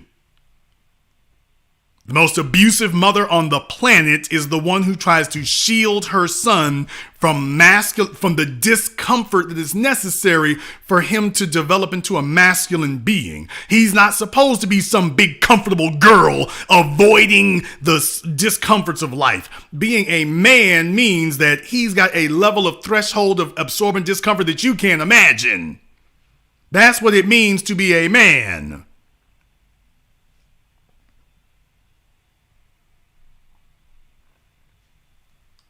Caller from area code 339. You're on live with The Business. What's your name? Where you calling from? Hi, this is Bradford from Boston, Massachusetts. I just want to reiterate to everyone that plans on raising their children, do not let them play video games. I repeat, do not let them play. I grew up at the age of 8, getting hooked on those games, and prior to being 8 years old, I remember getting so excited when my cousins and grandparents would come over to my house or I'd go over to their place. I would be so excited for it. Once I started playing video games, I didn't care about them anymore. And on top of that, it completely screwed over my reward inner circuitry inside my brain, if you know what I mean. So please, for the good of the future, everybody here that's planning to have children, do not let them play video games. Have them go outside. Have them learn practical skills. Have them live out in the woods. Have them get involved in the real world. That is all I'm going to say. Thank you. Thank you very much for giving us a call here tonight. And definitely let them interact and meet the real damn world. Stop trying to shield them from it and protect them from it. They're supposed to be coming into contact with it. Your sons are supposed to step on glass, get stung by bees. They're supposed to be hanging upside down from the parallel bars and fall and hit their faces. They're supposed to do that. That is prepping them for manhood. That they start figuring out what the world's limits are early. They start understanding that if you do the wrong thing, you can get hurt early. As they get older, they will take your warning seriously. That's the whole thing, is gaining credibility so they will take your warnings seriously in the future. But that starts young. Or doesn't start young. Caller from area code 702, you're on live with The Business. What's your name? Where you calling from? Hey, what's up, Jason? How's it going, man? B1, it is Michael calling from Las Vegas. Michael from Las Vegas, what's on your mind? Yeah, man. So we're talking about like, the hardships of a man and manhood. And I run an Airbnb, and I had this couple check in, it was a black couple, they checked in and stuff like that. And long story short, I guess the dynamic of the relationship was that it's kind of you could tell he's a beta, and so she's got him on on a leash, like on a dog collar, and he was talking to me and just talking to him. I could kind of tell that she runs it and looking at her. And this Valentine's Day that had just passed, he was telling me that they went on a Valentine's Day, and he doesn't have much money. Like they're kind of like struggling, because I remember you were saying something along the lines of, the most important choice that a woman can make is the man that she's with or accompanies herself with. And so, they're struggling, it's really, he's struggling, and he's like on disability or something like that. But she, according to him, she disrespected him the whole way through on Valentine's Day. And like was on like IG live and wasn't paying attention to him, and he's just complaining about her, the typical complaints. And literally just a few days ago, I mean, the dude he's got all his stuff moved in here, but she just left him. She just was like, you know what? I'm sick of, being broke, this, that, and the other. I mean, the dude smokes weed, and I remember you said that how we can mess your focus up and stuff like that. So, I'm just sitting here watching this shit in real time. She left him with all this stuff, all their stuff in the room. I'm tired of a broke ass nigga and this, that, and the other. And the checkout date is tomorrow. So I'm like, that's unfortunate, brother. But your checkout date is still tomorrow. So are you going to re-up to pay for this room, or are you on your way out? And, it just kind of what y'all was talking about earlier about manhood, just kind of alluded to what I just witnessed, and I'm like, it's unfortunate, my guy, but I can't let you stay for free. So, there's a brutal reality right there as well, because you have to understand that's what I was talking about before. And fellas do complain about that. Don't get me wrong, fellas do complain about that, but you got to understand, if she's been sitting here watching you the whole time, what dudes tend to do is they tend to think that a woman's silence is acceptance. And if he knows he's not competitive, right. I've warned y'all, to the women listening, here's where the women screw up. Ladies, where y'all screw up is that you don't understand that the moment at which you have sex with a man, you've just told him the price that he has to satisfy you. Whatever he's doing in his life at that time, it was good enough to get you into bed. It was good enough to get you to lay down with him. So you're going to have hell getting him to aspire to more after that. I've had a couple of females I've talked to this week. I had to sit up here and advise them about that. They sat up here and they got a dude, and now they're complaining, well, I want him to do more. I'm like, okay, you've been laying up with this nigga for how long now? You think you're going to get more out of him? No, if he was smoking weed, if he was playing video games, if he was running the streets, if he was just laying up, if that was good enough to get you in the bed, then guess what? He's done as much as he's going to do. That's it right there. And one more wild detail he told me was that she had 2 abortions on him and throughout the 2 years they were together. So I'm like, nigga, bro. I mean, are you surprised? So, and he's my same age, mind you. So I'm just like, you say she had, now you're saying that she had 2 abortions on him. Yeah. While they're together. Yeah. That's what he told me. I'm like, all right. So yeah, he was, so what he was trying to do was run her down and talk about how no good she is and whatnot. But to be clear, when a female understand something, having a baby is a huge benefit to a woman. Babies are a huge benefit to women. Women start getting all types of unearned benefits when they have a baby, depending on the quality of the man. Depending on the quality of the man or the lack of quality of the female. And if you are a man of value, resources, if you're a man of quality, that woman is going to, biologically, she's going to demand to keep your child. She is going to demand to have that baby. That's biology speaking. Inversely, remember I told you all, hypergamy is armed by certainty and it is disarmed by uncertainty. So if she is certain that your video game habit, your weed habit, your jobless habit is going to be a permanent fixture, then guess what? Yeah, let's get rid of this kid because, I don't want to be saddled with your lack of performance.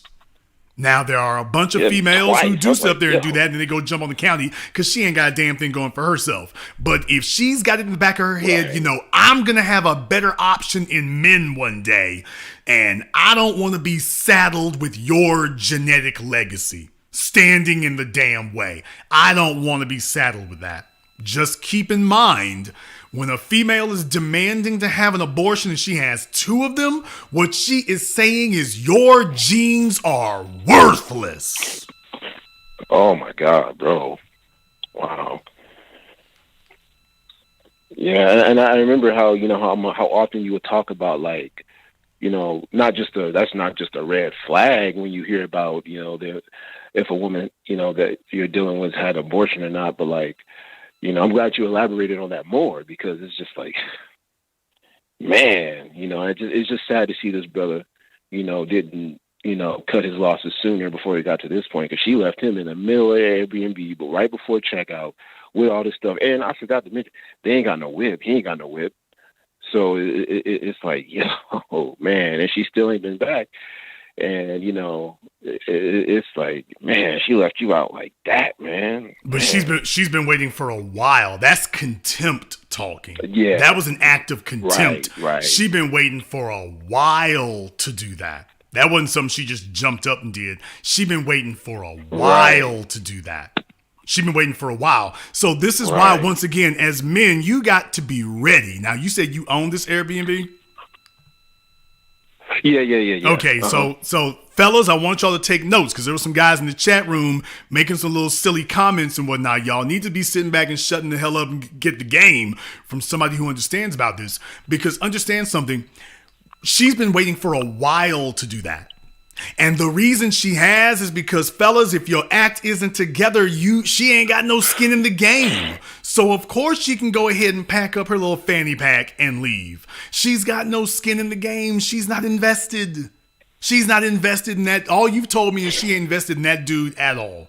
She's not invested in anything. She's not invested. Well, I mean, if she was invested financially, it didn't go well. She's not invested socially. Right. So she's been sitting here all this time just until eventually one day she just breaks or whatever. But this was contempt that had been building for a while is what's been going on. And he woke up one day at Airbnb. But the truth of the matter is she's been waiting to slide this knife between his ribs for a while, which is why I tell the fellas you have to have your resources together so that when you do get with a woman, she's got to buy in. She has to invest in.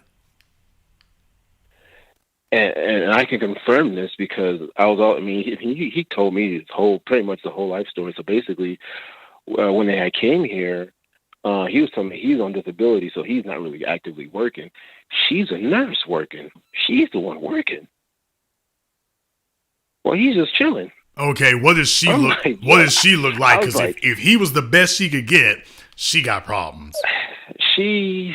Go ahead, say it. Even numbers, I give her a 6, maybe an 8 on a good day with some good makeup, but I give her a 6. No, if she needs makeup to be an 8, she's a 6 and probably a 4. In other words, she's an average chick. She in her 30s probably. Yeah. I think she's slightly older than him. Yeah. Mm-hmm. Last train leaving. Him at 30. Last train leaving. Yeah. She's probably been with him for a minute too. Another dumb move. That's another dumb broad move. She's probably in her 30s, probably been with him for 5 or 6 years. So from her late 20s to her 30s, she's been shackled to this dude for all the damn wrong reasons. Now she wants to spaz out and she wants to erupt. Now she wants to do that. The time to be doing this was before now. Yeah, and here's the kicker. He's telling me that he's supposed to be, studying for flight school or doing going to some sort of flight job, something to do with some kind of airlines or whatever. And he just told me yesterday, before I made him pay up for another day, he just told me, oh yeah, they just called and told me that I failed the drug test. That's what I was about to say. Didn't you say he's smoking weed? I'm like, okay, how are you going to go to flight school and you smoking weed? Short answer, you're not. Bro, I'm like, I feel bad for you, my guy, but you ain't gonna sit here and run game on me now. I mean, you ran it on her for those X amount of years. You ain't gonna run game on me, dog. Now think about that. I want you to think about that now. How did you handle that situation? I just talked to him. I got him to pay. Like, he's still here, so he paid for today. Like, he's like on a day-to-day thing. So I just talked to him personally. Just like a man. I didn't. Stay professional, but also respectful. And it's just like, but the day that he can't pay, then that's going to be a different story as to, what he's going to do or whatever.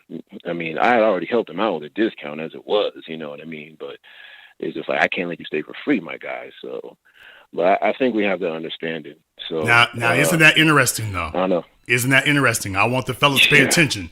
The female would put up with his lack of productivity for a year or two. You weren't willing to put up with it for a day. No. Even if you were, think about that for a few moments now. She was willing to tolerate this foolishness for years at least. If she done had 2 abortions, then probably for a few years at least. When he met another man, that woman was willing to do what your mama did and coddle you for a few years. With other men, we don't want to hear it for a day. You won't get 2 years down the road with us. We don't want to hear it for a day. Not even one. Yeah. Facts. Now I want you all to remember that. To the females, to you fellas who sitting up here talking about why they dishing out Xbox and whatnot, nigga, you ain't ready for the real world. You're ready for your mama's environment. You're ready to be your mama's boy, and you're gonna look for some chick who's gonna coddle you as a mama's boy, and she's gonna be a strong foe. But you're gonna be looking for somebody to coddle you, and then you're gonna, when you meet men, when you don't show up for work, you're not doing the drug test, you're failing your drug test, you're bummy and whatnot. No, that broad will tolerate you for a couple of years. We're not going to tolerate you for a day. Not even one. Because we're already like, hey, if you're not producing, you're gone. You're gone. We have no use. You are a big pile of garbage sitting in the place. You're not adding any benefit. You're an obstacle. We don't have any use for you. It doesn't just turn into contempt quickly. It's already borderline. You got to earn respect over here. And when you come in the door unproductive, bummy, everything isn't in order. Understand what you're saying? Hey, I'm taking a look at your chick. I'm taking a look at your situation. Your situation's not in order, man. Your situation's not in order. You didn't just not be in order today. You ain't been in order for a minute. So automatically, you lost points from the jump. You done lost points from the get-go. We don't want to hear anything else after that. All we want to know is, okay, you better get it together quickly because my house is in order. And if you bring disruption, I got to show you that the house is in order. Thank you very much for giving us a call tonight. Let me get caller area code 408. You're on live with The Business. What's your name? Where you calling from? What's going on, Brother Jason? This is Trey calling from San Jose, California. Trey from San Jose. What's on your mind? So I just want to ask you a couple of questions. So I'm 20 years old right now, about to be 21 on the 24th. And currently right now, I have an old 1998 Honda Civic. And right now, it's on the maintenance on it is costing more than it's worth. And so my goal right now is saving up money to buy a new commuter car. And I was just wondering, what other goals should I have turning 21, and what should I stay focused on? Because I feel like that's an age where you get to be able to go out, drink, smoke. And what should I stay focused on? For you. Listen to me very carefully. Not for you. This is a critical, pivotal time in your life right now. This is a do or die moment. Your focus or your lack of focus will either put you ahead of the game or behind the curve. And as a young black male, you can't afford to be behind at all. You can't afford it. You got to be ahead of the curve just to keep up. Not even to get ahead. You got to be ahead of the curve just to keep competitive. You don't have that option. So first and foremost, listen to me.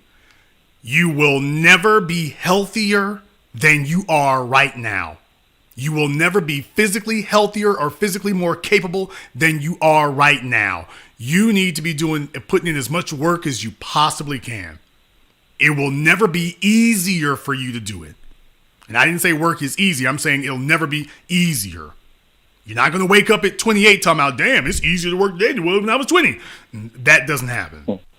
So right now, you're talking about smoking, doing drugs is abusing your body. If you're going to abuse your body, abuse it for something that's actually going to benefit you. Working benefits you. Saving benefits you.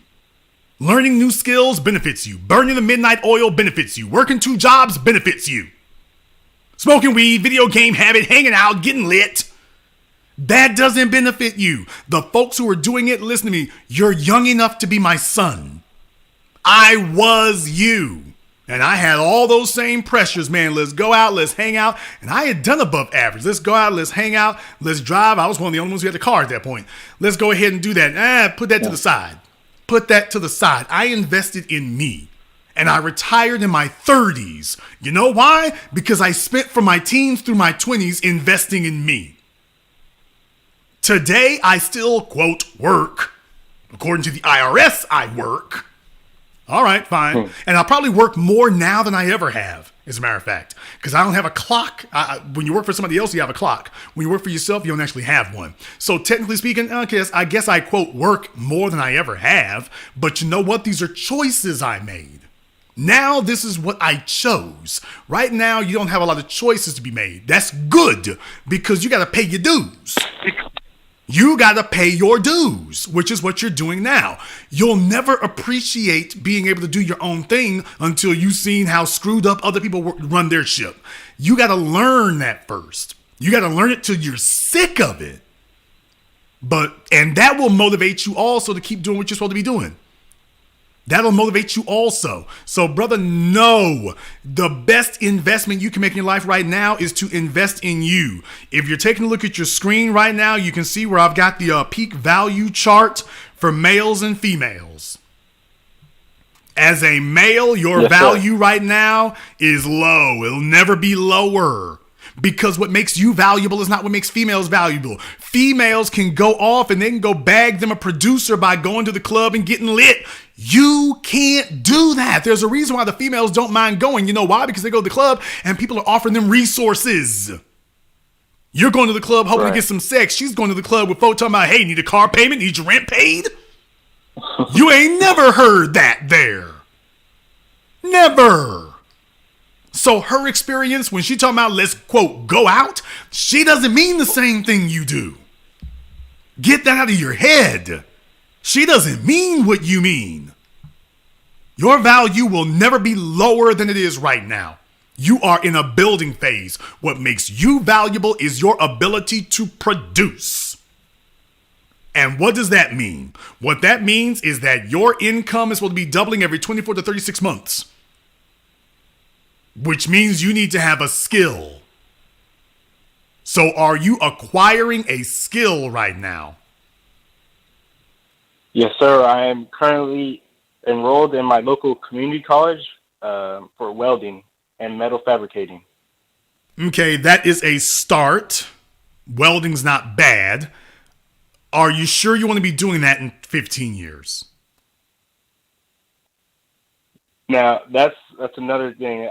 I've listened to you. It's not my first time listening to the program, and I've always wanted to call. This is my first time calling in. And I've always wanted to ask you, is welding what's going to make me money later on in life? The short answer is yes, but welding tends to be a specific thing. Now, the good news is, especially in a place like California, welding in particular is in many ways insulated from some of the illegal work, because there's fire codes and things like that. So in some ways, to my contractors out there, sit down. I know what you're going to say. In some ways, it's more insulated than some of the others, like carpentry and things like that. Because welding, you're dealing with acetylene torches, fire codes. A lot can go wrong with welding. So welding needs to be done correctly. Right. The only thing about welding is, like I say, it's hard. It's not like electrical work where you can become a contractor and hire more electricians. Welding tends to be more of a singular thing. So they need you and they'll pay you well for it, but it tends to be more of a singular thing. The other thing is that it is labor intensive. So it's not something that can really be farmed out. It really isn't. So just keep that in mind. What I'm saying is it'll rely specifically on you. And how many hours you can sit there with the mask on while this thing is buzzing in your face. So keep that in mind. There's a number of different things for that. You could do a whole lot worse. My only thing is, my issue with welding is max pay. Now, if I do have an issue with welding, it's max pay. That's the sole problem I would have with welding. Okay, and I'm hearing that for sure. Definitely, living in San Jose, it's super expensive here. Everything is like you already know the gas prices here are ridiculous. Everything is turned up here, so I feel like I definitely understand. You have to chase a career that is going to not only supplement your everyday life, but it's going to make sure that later in life you're not scrambling and trying to pick up the pieces. So, yeah, my only thing is, if I have an issue with welding, it is only because of max pay. I have a problem with that. Okay. Folks in the chat room were talking about the vapors and stuff like that. Yeah, I mean, breathing that stuff's not the greatest thing either, to be totally honest, especially over the course of 10, 15 years. But if I did have a problem with welding, my concern is, okay, what's the max I can get out of this? And welding isn't even like electrical work, where the ceiling for electrical, because electrical goes into different areas, HVAC goes into different areas. Right. Welding is specifically welding, and we're talking about commercial work, basically. So there's the issue I would have with welding, is the ceiling. Now, I'm not here to make that decision for you, but what I will tell you is, like I say, if you get $100,000 a year at it, you're probably hitting your ceiling. And you're going to have to ask yourself if that's enough in San Jose, California. No, it's not so enough. I really think that you should, what you really need to do is, because I know you're a community college for it, but you really need to talk to your unions and find out what is the max they get paid for doing that, so that you know what you're doing. Don't just sign up for something and be like, okay, well, I can get the skill and okay. You need to see what the job market is paying. So see what jobs are actually offering. The other thing is see how many there are. Because like I say, I don't know if there's a lot of building going on in San Jose. There's a lot of building going on in San Diego. There's a lot of building going on in the Bay. There's a lot of building somewhat going on in Los Angeles. San Jose, I'm not so sure about. But what I will tell you is you need to see what's actually actively being paid for welding, and then ask yourself, okay, am I going to be okay with this in 10 years? Or maybe I should have taken electrical instead. So I don't know if you have the ability to change your major, but I'm going to tell you, with welding, you could certainly do a lot worse. My concern is that it'll take you a while to get to max pay. And then what is the max pay that you waited all this time to get to? For sure. I appreciate you, Brother Jason, for definitely giving me that extra insight, and that's exactly why I called, because I know you got that knowledge that at 20 years old I don't have. Well, slow down. I just appreciate slow down. Yep, I'm listening. Right now, at this stage in your life, your priority is to avoid stupid mistakes. You're what they call in sports unforced errors. Your job is to not fumble the damn ball. Let's be very, very clear. I've been to California many a day. Most of the brothers out there is bull jiving. It is what it is. You sound like you're one of the young ones who ain't trying to do that, and you're like, hey, I ain't trying to be struggling when I'm 30. That's great. But by the same token, you do understand that's going to attract a certain type of person to you. Females who are looking to come up. And understand, I want you to keep this in mind. They're going to try to get pregnant, and they're going to try to marry you. Your answer to both is no. One day you will, but it should be a decision that you make when you are in a position of power and strength, and it's to your leverage, and you found a female who is 100% accommodating, and she's trying to get with your program. She's not telling you that she's happy being alone. She's not telling you she's strong and independent. She's not talking to you like her job is what enhances her value to you. She's trying to figure out how to get on your team. She's trying to figure out how to be down with what you're doing. Now that's the one you marry. But no kids, that alone will be the biggest thing that derails you. And you're going to have a bunch of females talking to you crazy in a way they never did in high school. They're going to be like, what do we need a condom for? Oh, hell. Understand, they're going to be telling you they don't want one. You need to, all types of alarm bells need to go off when you hear that. It's like, oh, she's trying to run a scam. Okay. And you're not going to meet just one or two. You're going to get a steady stream of them. You're going to be like, okay, I'm noticing a pattern forming here. Yeah, because you're going somewhere. And they're trying to figure out how to hitch their wagon to you before you get away and figure out you can get somebody who's really about something. Because every female is terrified of that. Every female, when she meets a man who's producing and on the rise and you're only 20 years old, take it from me, been there many a day, circle the block many a time. When they see that you're on the rise, you're about your business, because it's going to be different. You're not getting up every day trying to play a video game. You're focused on something bigger than yourself. Those cues shine like a flashlight at night in a dark parking lot. You can't miss it. It's like a flare in the parking lot at night. You can't miss it.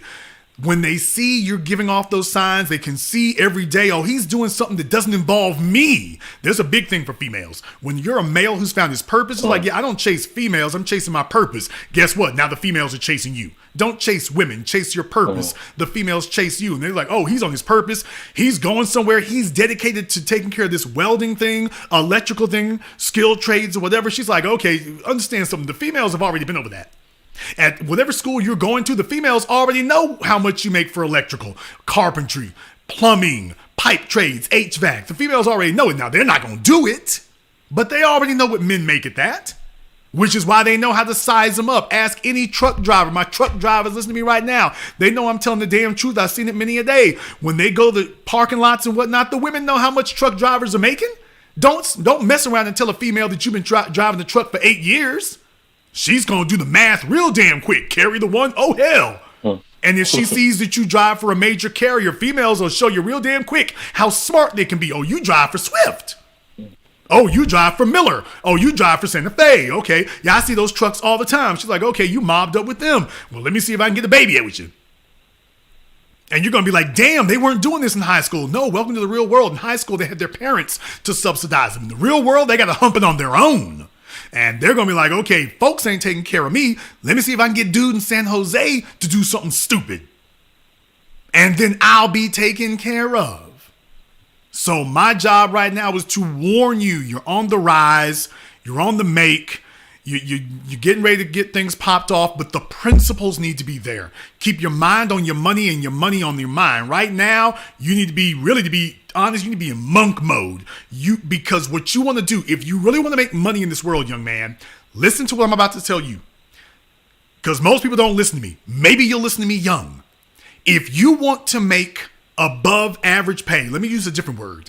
If you want to make excellent income, then you have to possess an excellent skill level. Doctors don't make a bunch of money. The truth of the matter is, most doctors don't make a bunch of money. The ones who do, the ones who make more than $150,000 a year, they're very good at what they do.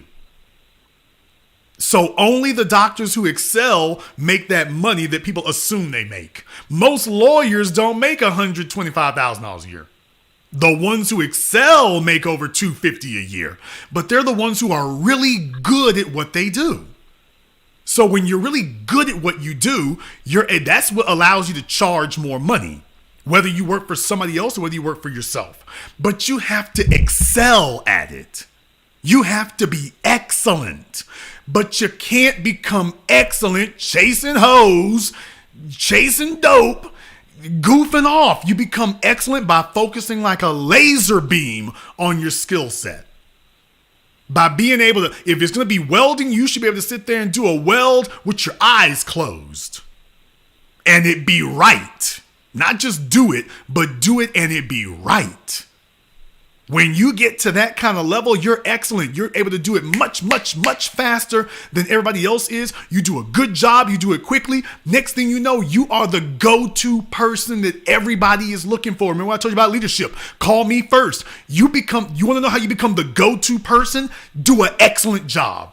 For example, you have a car and you're complaining about automotive issues for it. Okay.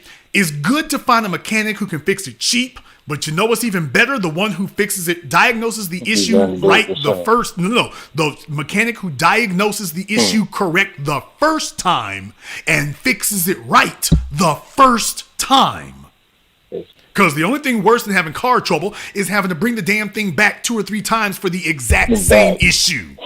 Which is what you're learning now. So the lesson I want you to take away from this is you understand all mechanics are not created equal. As you get older and your money's a little bit better here, which is going to be in a couple of years, it's not going to be forever, you're going to value somebody who excels. Hey, if I do got to get my car fixed, I want the mechanic who diagnoses the issue quickly the first time, gets it right the first time, and fixes it correctly, and it lasts the first time. In other words, you want someone who excels.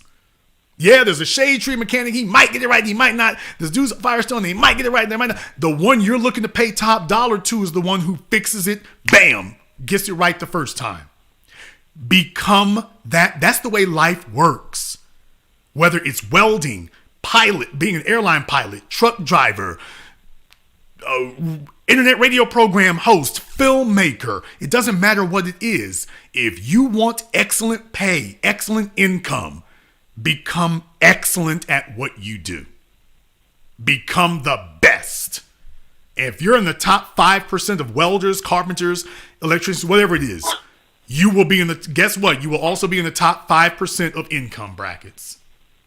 That's the way it works. That's the quote secret. If you think that's a secret. So Jason, if I'm excellent at this, I make excellent pay. Yes. It's simple as that? Simple as that. Now, are you ready to put in the work to become excellent? Because, yes, sir. Because typically speaking, becoming excellent takes 8 to 10 years. Oh, you weren't ready for that one. You weren't ready for that one. Becoming excellent usually takes about 8 to 10 years. I read a book. I'm pretty sure you're probably familiar with the book The Outliers and 10,000 hours. 10,000 hours. To become to master something. I can't argue with it. There's a reason people keep quoting that book because yes, he was correct. It's going to typically take you about 8 to 10 years because you'll learn welding within a year, but you will not learn excellence within a year. I can teach anybody. A trade school can teach anybody to weld 2 pieces of metal in a year. Hell, they can teach you that in a week. What they cannot do is teach you to be excellent at it. That's something that only comes with time and practice. And you have to provide that.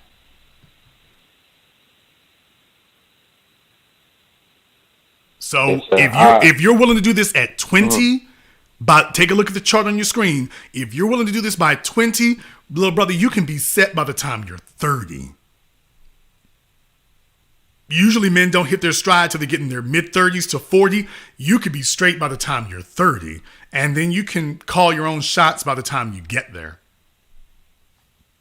Now that's rare.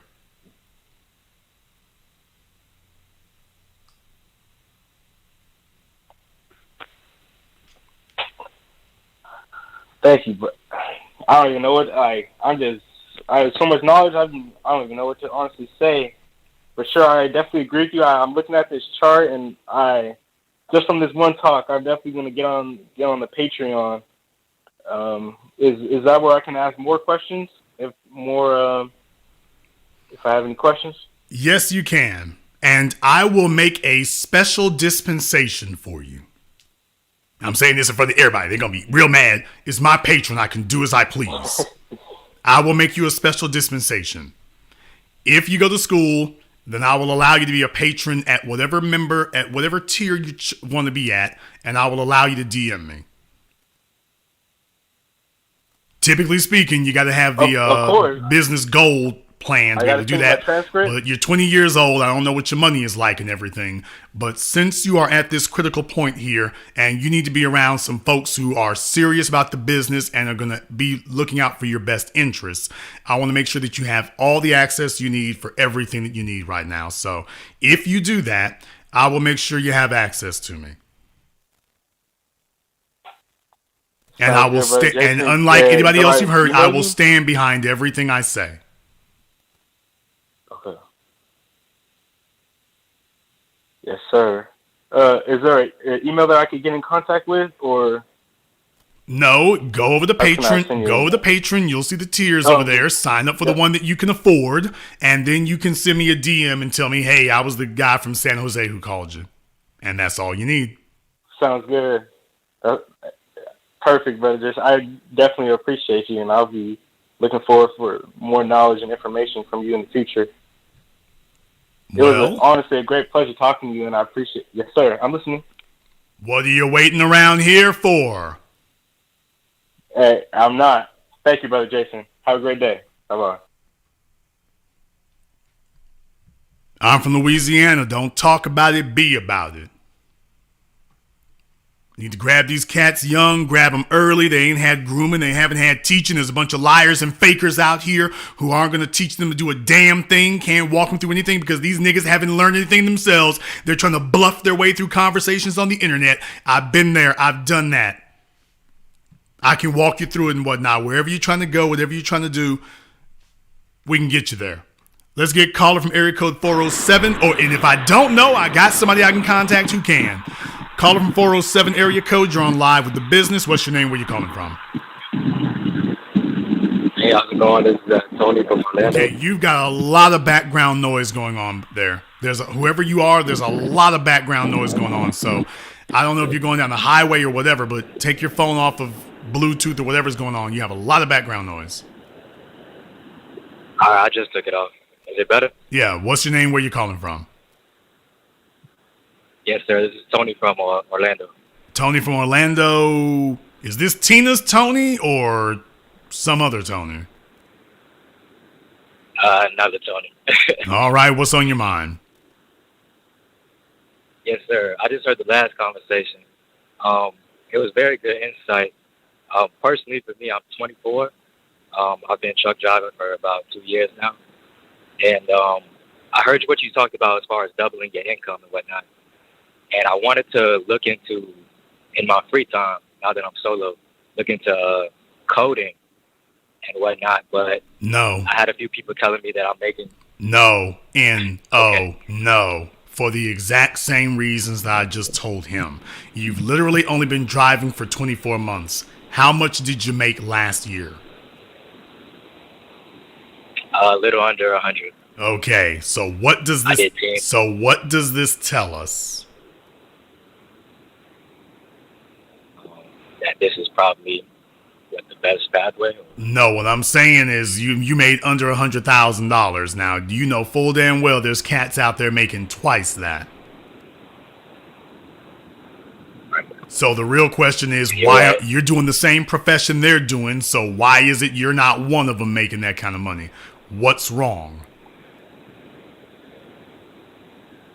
Honestly, I didn't know if this is the pathway I wanted to go down.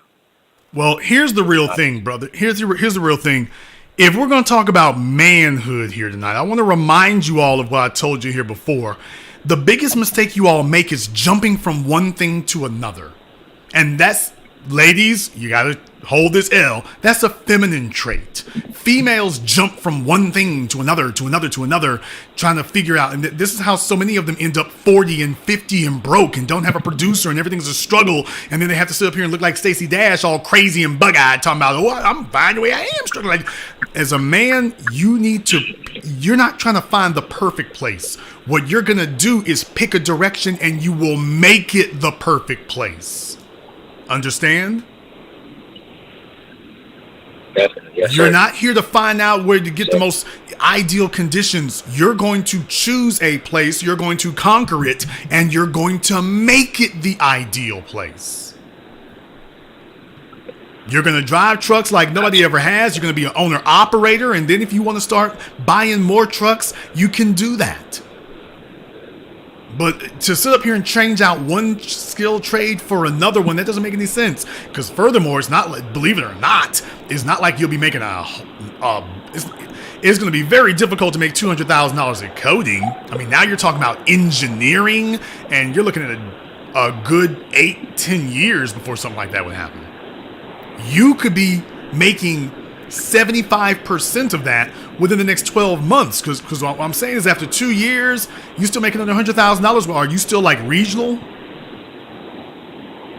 No, sir. I'm 48.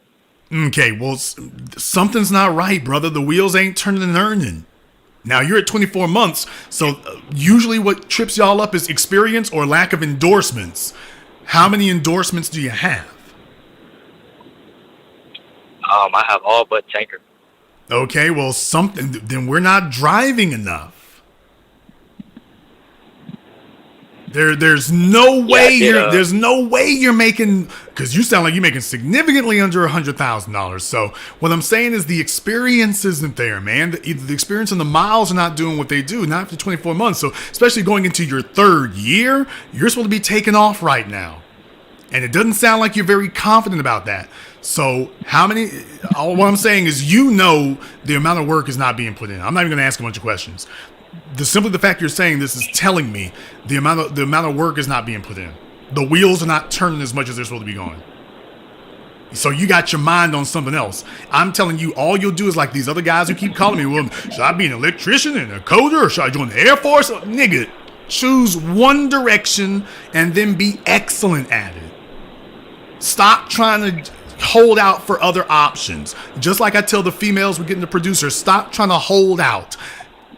Cash in your chips and leave the damn casino, Tony. You hit the jackpot. Cash in your chips, leave the damn casino. How much money do you have in the bank in savings after 24 months? I'm a little over 20,000. Okay, a little over 20,000. Not bad, not good enough. So, like I say, you're supposed to be angling towards becoming owner-operator. Then your money really opens up for you here. But you got to take this seriously, man. You got to take this seriously. So you're not putting in the miles. We don't have the experience. Maybe you're driving for a bad company. I don't want to get into a bunch of minutia about that because my time is limited. But, Tony, this is not the lick, dude. You know you can be doing better than this. I got cats who've been driving for 2 years making $100,000. You're going into your third year.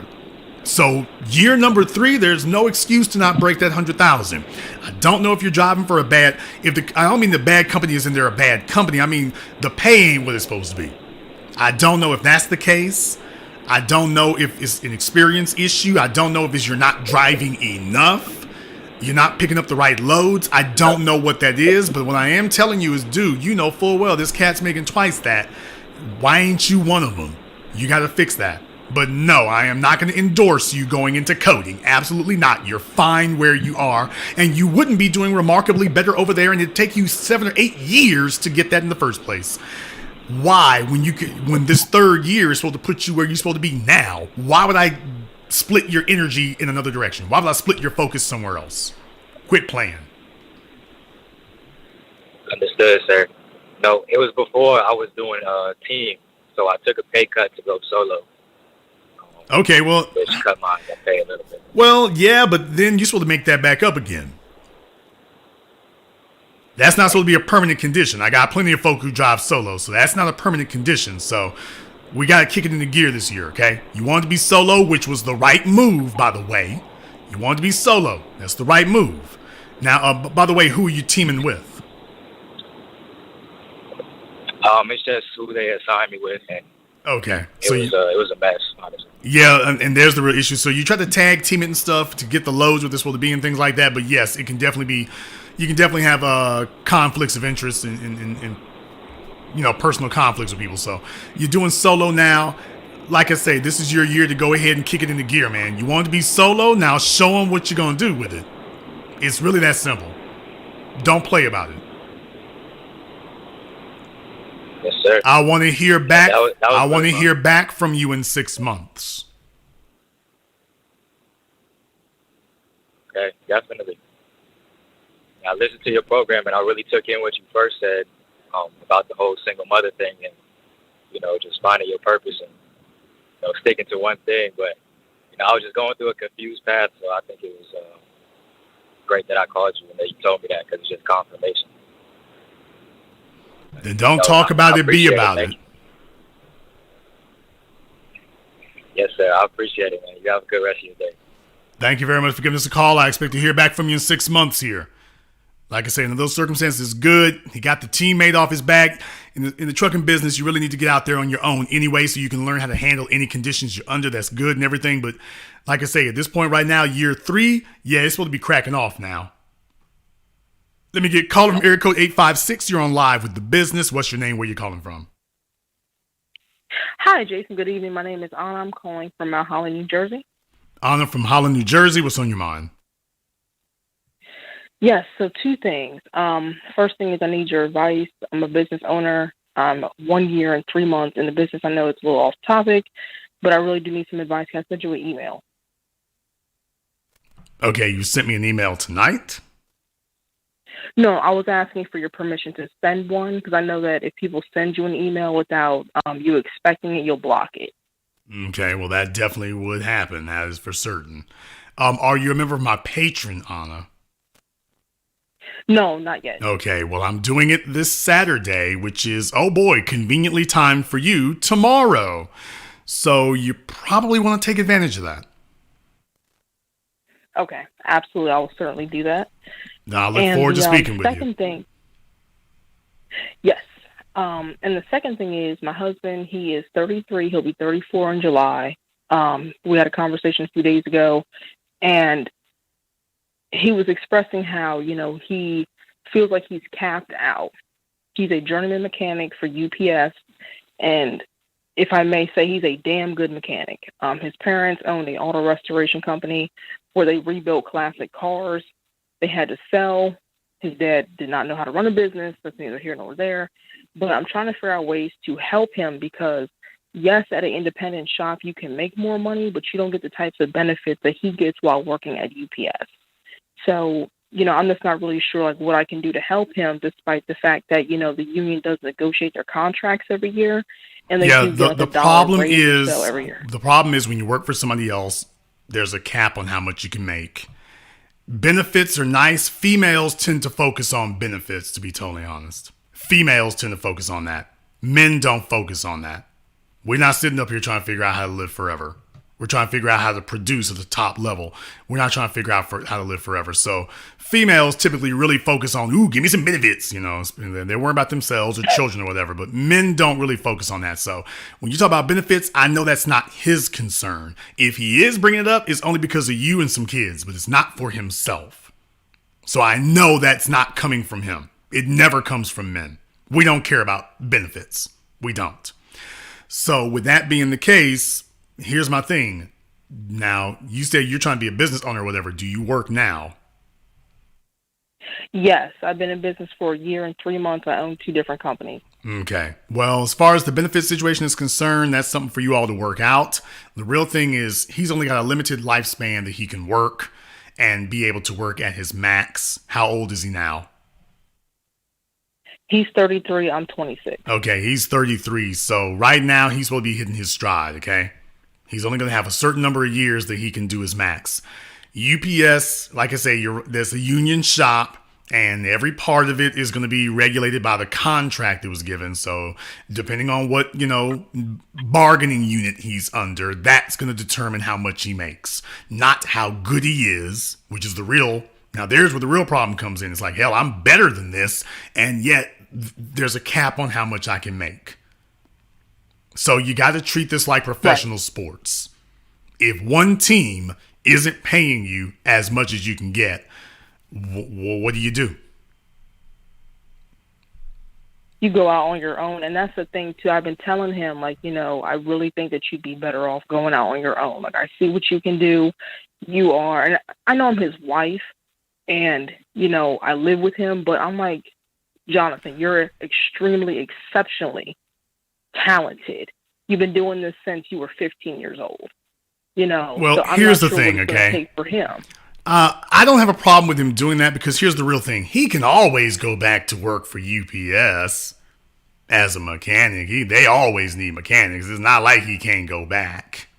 I could see it different if this was like being, you know, the head of orthopedics at Columbia University Hospital. I could see it differently if that were the case. But that's not the case. So if he just wants to go back and work for UPS, he can always do that. So that's the great thing about where he is, about what he's doing. He's always got that option. So definitely, I mean, I think that's something to talk about there. He really needs to go over the math for it and see, hey, am I really getting as much as I could be getting? Am I really getting as much as I should be getting? But that's something for him to have to decide, because here's the real thing. How much is he making now? When he did his W-2s for last year, he raked in $90K. And that's the other thing. Where do you get the money from? I know it might sound silly, but with all the tools that you need, a frame machine, you know, something to balance tires and things like that, it's like, where do you, like, his credit's great. Like, I should just put that in there. His credit's great. Savings are great. We're trying to buy a house right now. And I did hear what you said. You will not be able to else. do both. Now, either you're going to buy a business or buy a house. You can't do both. And now here's the thing. That's you talking. Now, black women are very, very good for wanting to pile themselves under debt. So you're talking about benefits in a house. That's not him talking. Now, that's you talking there. Those are your aspirations. Those are your goals. Well, Jason, I'm here. If I may. I'm here to explain. Those are your aspirations talking. I understand you've been very supportive. That's nice. That's great and everything. Understand something. Something's going to have to give. You all are too young of a couple, and certainly in your case, you're not going to be able to do all these things. So if you're going to try to go on a business, especially starting an automotive shop, even if he tries to buy one from an existing person or whatever, you're not going to be able to do that and buy a house. You're either going to invest in starting that up, the business up, or you're going to buy a house, which is not an asset. You can't do both. No, you're absolutely right. And that's the thing, too. We're expected to close on the house March 2nd. And I've been mulling it over. I haven't told him yet, but I'm like, you know, is this really a good idea? Like, you know, we have the money as far as closing costs, down payment and everything else. And I'm like, the house is selling for $345,000. And granted, it has all the things that we want. But I'm like, man, I don't really know if we should be doing this right now. Because like I told him last night, I said, you know, yeah, this house that we're in right now that we're renting doesn't have everything that we want. But at the same time, I'm not happy with the price of the house that we're trying to buy. Okay, now define for me specifically. What do you mean by doesn't have everything you want? So the garage is attached to the house, which is a big thing for him. I don't care about that, but he prefers a detached garage, a single car garage. And yes, you know, he can bring the cars in here and the tools. He can't bring all of our cars in here. We have 5 cars, but he can still do what he needs to do. You have 5 cars? Yes. What in the sounds like me when I was 23. What the hell? You can't drive it one at a time? That's what I told him. But because he's a mechanic, he said, well, you know, he's like, you know, we have the kids. And he's a mechanic. Y'all need to have 1 car. 2 at the absolute most because there are 2 adults. Time to downsize. No, this is silliness. No. I cannot support this. Absolutely not. I've been there and done that. You can't drive a 1 at a time. This is nonsense. Somebody's trying to overcompensate for their childhood. No. You got 3 cars too many, possibly 4. No, I do not endorse that. No, this makes no... He's hoarding cars. That's what I told him. Even my mom said, you guys are looking like Sanford and Sons, because what are you going to do? Get more cars and park them in the yard? And I had told him, I said, we don't need all these cars. I'm like, you drive the pickup truck only when necessary. I have my Kia Sorento for business. Okay. My Jeep sits in the driveway. She said her Kia Sorento and her Jeep. Now, did you purchase the Kia and the Jeep with your own money? I bought the Jeep with my own money. He decided to buy the Kia for me against my wishes. I'm very grateful for my business, because he wanted me to have something bigger that was newer. Well, yeah, but it's a Sorento. No offense. It's a Sorento. You know what? I really need to be talking to him is who I need to be talking to. I really need to be speaking to him, because I'm just going to be totally honest with you here. I don't like the idea that these are leadership decisions that need to be made, and these are decisions that will specifically affect him. And with you being the force driving it, that rarely works out well, because what it typically tends to come across as badgering. And you don't want that either. You don't want to be a situation where he's doing this to shut you up, quote, shut you up, or quote, keep you happy. You don't want that to be the case. It needs to be something that was sat down and was logically decided upon after careful deliberation, and that he was a part of that. Not that this is something that you brought to him, because all that sounds like is you don't trust his judgment. That you want to get the information so that you can make a persuasive argument, as opposed to him leading. Because at the end of the day, he will be doing it. Even if he decides to do what you're asking to do, he's going to be the one who has to get up and do it, not you. So I'm going to be honest with you. I really need to talk to him, or at least he really needs to be a part of this. Whether this is online or offline, I don't mind either which way, but really I need to be talking to him, because too much of this affects him. Too much of this has consequences for him, and too much of this is driven by or has to be driven by him. So you and I have gone as far as we can go. I really need to talk to him. Yeah, no, absolutely. The only reason why I'm calling you tonight is because he's on his way from work, and I just wanted to catch you while you were live just to ask, but I'll definitely let him know as soon as he gets home. Okay, well, definitely you can do that and everything, and if he's available this weekend, I would like to talk with him. Yeah, for sure. Absolutely. All right, I look forward to hearing from you. Thank you very much for giving us a call here. Yeah, a lot of variables there concerned, and folks want things, and black women, they get in their late 20s, ooh, let's get the house and everything like that, and it's no, you have to map this out and plan this out. Success isn't an accident. It's not something you stumble into. You can get lucky and stumble into a little money for a year, but 10 years later, that's not luck anymore, that's skill. So you got to plan it out meticulously. And you got to make sure you're making the right moves so that you're not making the same moves 3 and 4 times over and spinning your wheels. A house is not an asset. It isn't. Banks consider it an asset if they want to foreclose on you, but a house isn't actually an asset. So if you're trying to start a business and whatever, you're going to have to make a decision, because money's coming out of your pocket anyway. This is not a very good housing market to begin with. This is a horrible housing market to begin with, and you need to make sure you're making the right moves. Let me get caller from area code 773. You're on live with The Business. What's your name? Where you calling from? Hey, this is Tommy. I'm from Chicago, but I'm calling from Maryland. Tommy from Chicago. What's on your mind?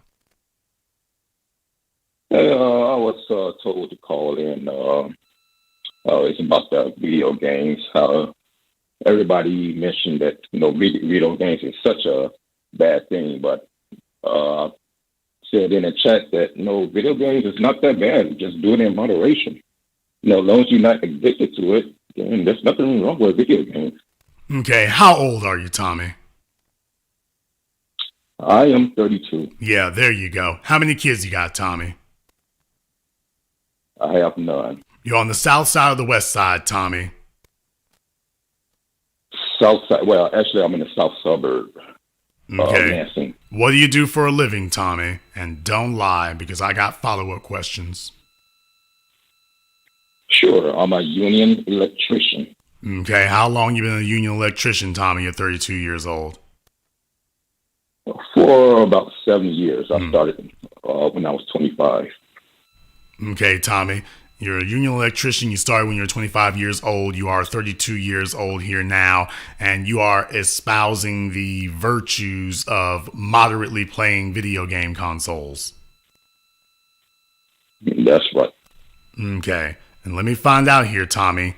What's the game plan? What do you mean, for my career goals? We'll come back to that in just a moment here. Explain to me exactly, you said to play video games in moderation. Can you give us an idea of what moderation means? Well, every once in a while, if you want to play like 1 hour per week, that's fine. Okay, you do realize that's completely unfeasible. What you just said, the problem what you just said is irrational. You're giving a make-believe scenario. There's no video game that you can... Video games are meticulously constructed specifically to keep you there as long as possible. It would be... Tell me a single game that you could play that you can play constructively for 1 hour a week. Oh, well, it depends on your lifestyle. I don't...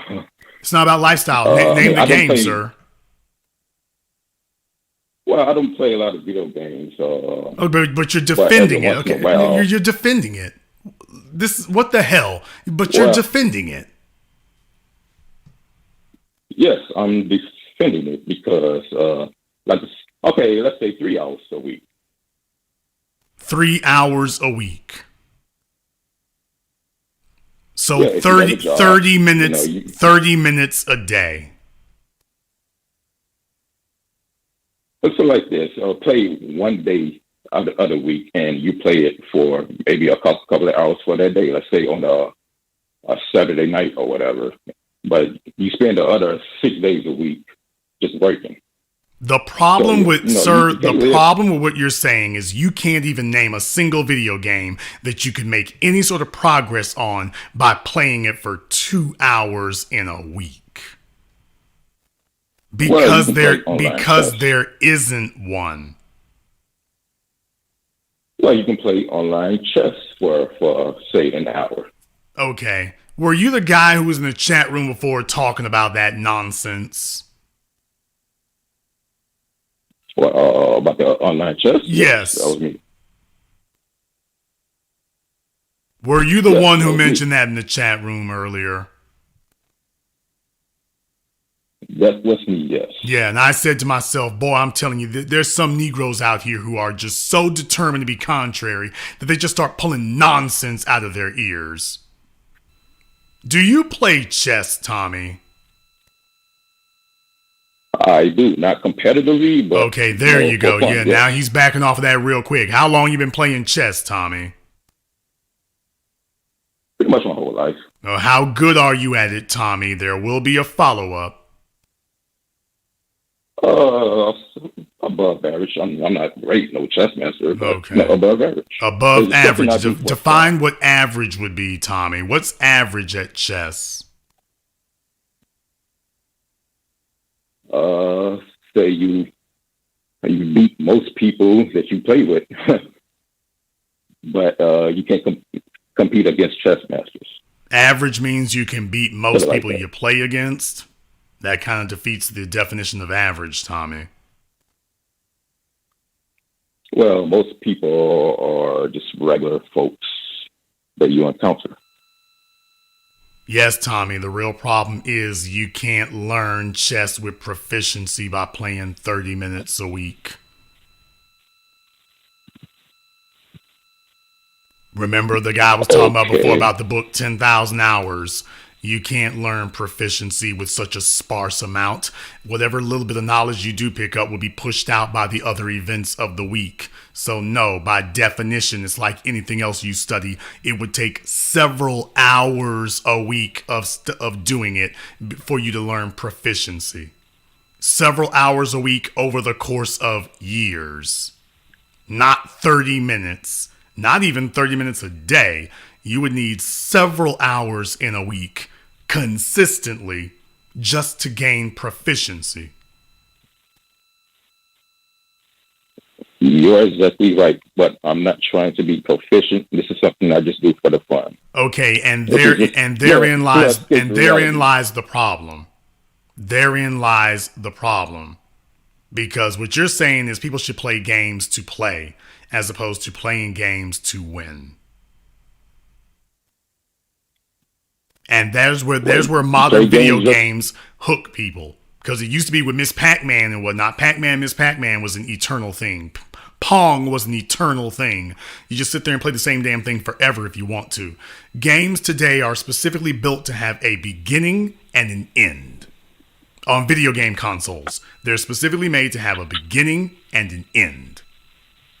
So what you're saying goes counter to how these games are engineered now. And you're talking about chess. Who in the world plays online chess?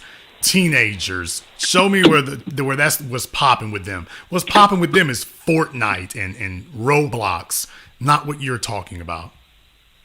So what you're saying isn't even on the same planet where everybody else is. You plucked out one obscure thing to try to make your point, but your point is irrelevant because nobody of any notice, that's not being taken up by the people in mass.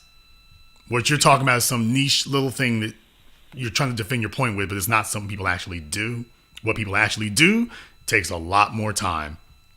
And you're only talking after you gain proficiency. You're not trying to be an 18-year-old trying to get proficiency. An 18-year-old trying to get proficiency is going to need several hours a day. Well, that was just one silly example I would just mention. That's all. Right, but what I'm saying is you cannot play video games for a, quote, moderate amount of time. By definition, you can't do it. Because it would defeat the purpose of doing it. You won't be playing to win, you'll be playing to play. And that's not enjoyable.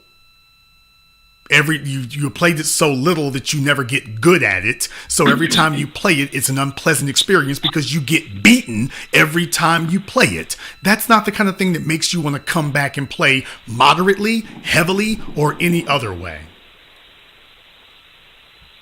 So no, by definition, you will need to commit a serious amount of time to get good at it. What you're saying cannot work. And that's the reason that people are down on it. What you're saying is impractical, and even by your own admission, it's not something a person can actually do. It's a wonderful ideal, but that's not the way video games work. You walk in this door, you're going to have to be in it to win it. Thank you very much for giving us a call tonight. Nobody enjoys playing a game when they're constantly getting their ass handed to them. And the best way to constantly get your ass handed to you is to never gain proficiency. But just like any other skill set, if you want to become proficient at any video game, you're going to have to commit hours and hours of time to it. Otherwise, forget about being good or not being good. You won't enjoy playing the game because you're always losing. And nobody enjoys that. Call from area code 480. You're on live with The Business. What's your name? Where you calling from? Hey, what's up, Mr. Black? My name is Terrence. I'm from Phoenix, Arizona. All right, Terrence from Phoenix. What's on your mind? Yes, sir. So, just had a question because you give a lot of good advice, especially with the IT not too long ago. I'm just looking for a career change. I feel I'm like in a dead-end job right now. I'm 39, as I said. And I'm really looking to get into IT, but I'm not sure which field in IT to go route. Okay. Here on YouTube on The Business, I did an IT workshop, or at least on my maybe on the Black channel there. I'm forgetting now. I also did a very good extensive one on my patrons. So if you're not a member of Patreon, you need to go check those out. We pretty much exhaustively covered all these things. We addressed all the questions. So there's one on YouTube you can watch that's available for you to see, the IT workshop. There's also, in my opinion, a better one on Patreon because we got to get a little more in-depth about it, but either one of those will serve you well. So check out one of those. It pretty much answers any question you could conceive. Thank you very much for giving us a call. Let me get caller area code 407. You're on live with The Business. What's your name? Where you calling from? Yeah, JQ Americana from Orlando, and I'm calling from Americus, Georgia. All right, JQ from Georgia. What's on your mind? I just pretty much was listening to you, and I think I got one of those mothers that she was talking about. just heavily involved in like crack, and trying to teach me how to become a man by herself. She did the best she could, but it was like hard because she was an addict, and I found myself spending a lot of time in the streets, wheeling and dealing. And here I am, 40, and I do have my CDLs. I had them for like 2 years. Good. And everything was going fine. Say that again. Good. Everything was going fine. What had made me call you? I got my CDLs, and I'm trying to get a real estate license at the same time. What? Right. But I got popped. Everything was going fine, and then I got popped smoking weed. Oh, boy. You know. Unforced errors. To the young man from San Jose who called me earlier, when I talked about unforced errors, not screwing yourself up, this was what I meant. Kids by hoes. Everything was going dumb good, stuff, too, drug use. Because I can't cope without it. Okay, you're supposed to be focused on your mission. Well, after I get blazed. Okay. Unforced errors. So, young man, if you want to know what I was talking about, here's another example. So, yeah. What do you see the outcome of that? Not very good. That's the outcome for you. Is not very good. Look, the bottom line here is, first of all, you need to kick the damn habit, dude. You're 40 damn years old. You don't need crutches. You're a grown-ass damn man. You're middle-aged. What the hell are you doing with crutches? I can see a difference if you were 18 or 20 years old. This is just a character defect now. You don't need no damn crutch. You're a grown man. You don't need any weed. You don't need any habits. I should know. I'm older than you. And I have never imbibed any controlled substance or uncontrolled for that matter. I have never had a drink of alcohol, a cigarette, much less a narcotic. I've never had any of those kind of things, and I made it just fine. So if I didn't need it, you don't need it. That stuff weakened you. And take a look at what it led you to do. You got things going, you got things rolling, you overcame the bull crap with your mama, and next thing you know, okay, let me start following her bad habits. She got into drugs, let me get into drugs. Okay, but dude, the consequences for you will be much worse. Much worse. Yeah, it brought everything to a stop. Everything just stopped. For the last 3 months, everything been on pause. I fortunately had some money saved up, for me and the fam, but that's even coming down, Dude, you gotta drop. You can't afford to have habits. Back to return to duty status. Right, you can't afford to have any habits. You can't afford to have any. I've been all across this country. Every time I go up and down Interstate 95, particularly when you get out of Florida, once you get to Georgia, and God help you when you get to the Carolinas, Virginia, man, the state police pulling over every damn thing rolling. And most of them black men. Interstate 20, Alabama, Mississippi, they dragging everything over with wheels.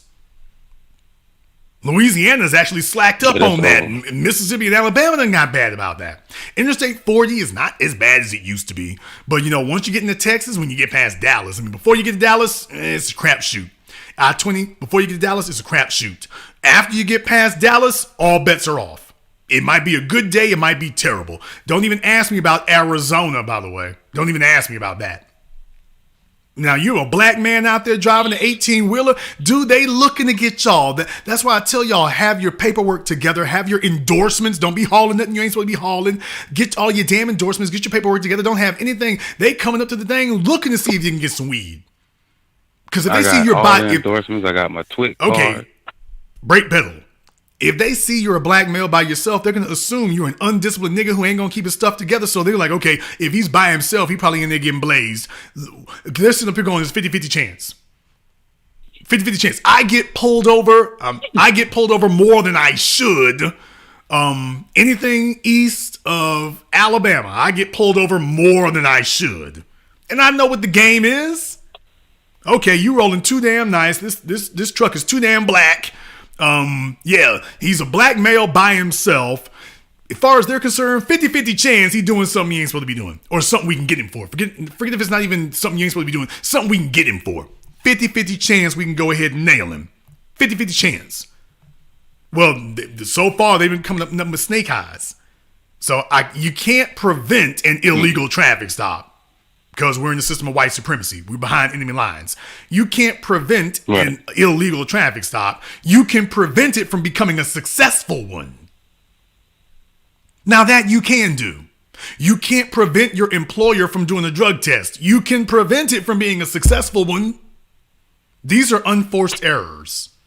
Dude, you're not focused. Right. Do you got kids? 3, 4. Nigga! What the hell? Oh man, everything was going so good, bro. Dude, okay, I was gonna outsmart that test. How you gonna outsmart the test, nigga? This isn't a written exam. When they said drug test, they didn't mean come in here and this multiple choice. That's not the kind of test they're talking about, bubbling the dots. No, sir, this is a drug test. It's a chemical test. And by the way, it depends because some of y'all, they're used to the urine test, but if they did a hair test, you're not going to get around that one. Yeah. Which one did they do? They did a urine test on me. Dude. But I had the synthetic and all that. Oh, dude, if you don't quit. It was too hot. Yeah. It's not so much. No, it's not so. No. It's not so much too hot. It's that you can't fool them anymore. Dude, they ready for y'all now. You can't fool them anymore. They hold out the hope. They're like the females talking about Ciara. These dudes are holding out the hope that the one nigga who told them they got around it, you're going to be able to replicate his success. No, you won't. No, you won't. Y'all holding on to his damn story. Can't verify it. Can't confirm it. Y'all holding on to hope. Well, Leroy, he was able to outsmart the Terry right here. If I try it, then you go try it. Damn, how did he catch me? Because we don't know if Leroy actually ever did anything. No, give it up. Give it up, Johnny. Give it up. It's gone, man. It's gone. But what about the real estate license, though? Like, man, if you don't quit. I'm almost to the door with that. Sir, you need to show me you've got discipline and competence at what you're currently doing.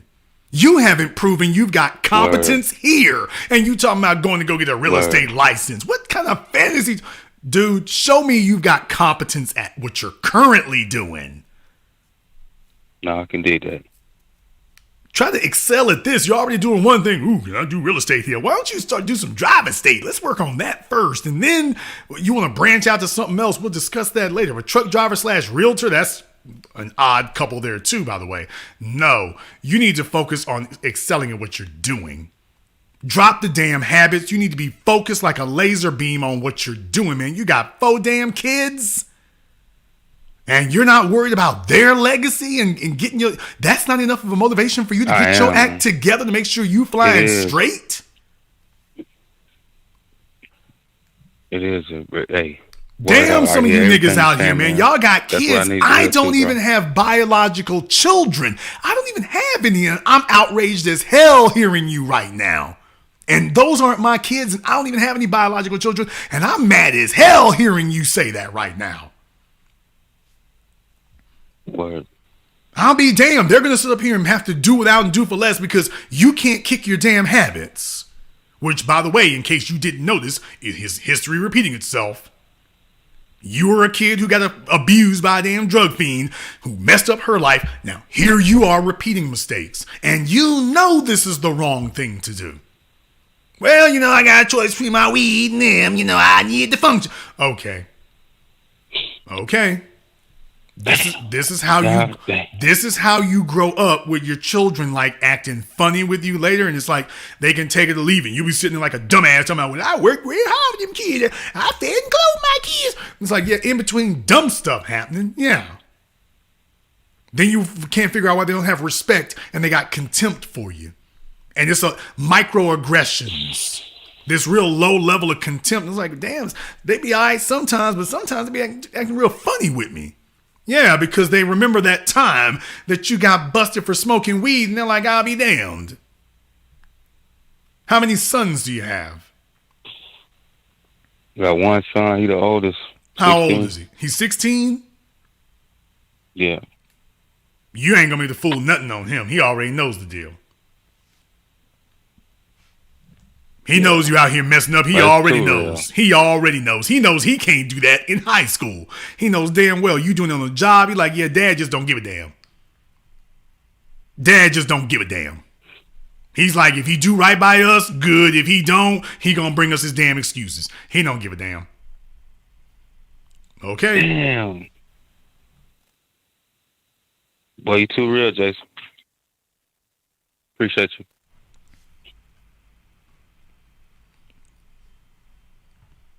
Some of you niggas straight kill me. Got kids. Got a whole damn half a basketball team full of children and just hit the damn pipe. Some of you females straight kill me. You got a bunch of children sitting in the damn home here, and you're more concerned about your pettiness than you are about them. The people who are having the children don't need to be having them, and the people who need to have them don't have the children. That's how screwed up the damn world is today. That's how messed up it is today.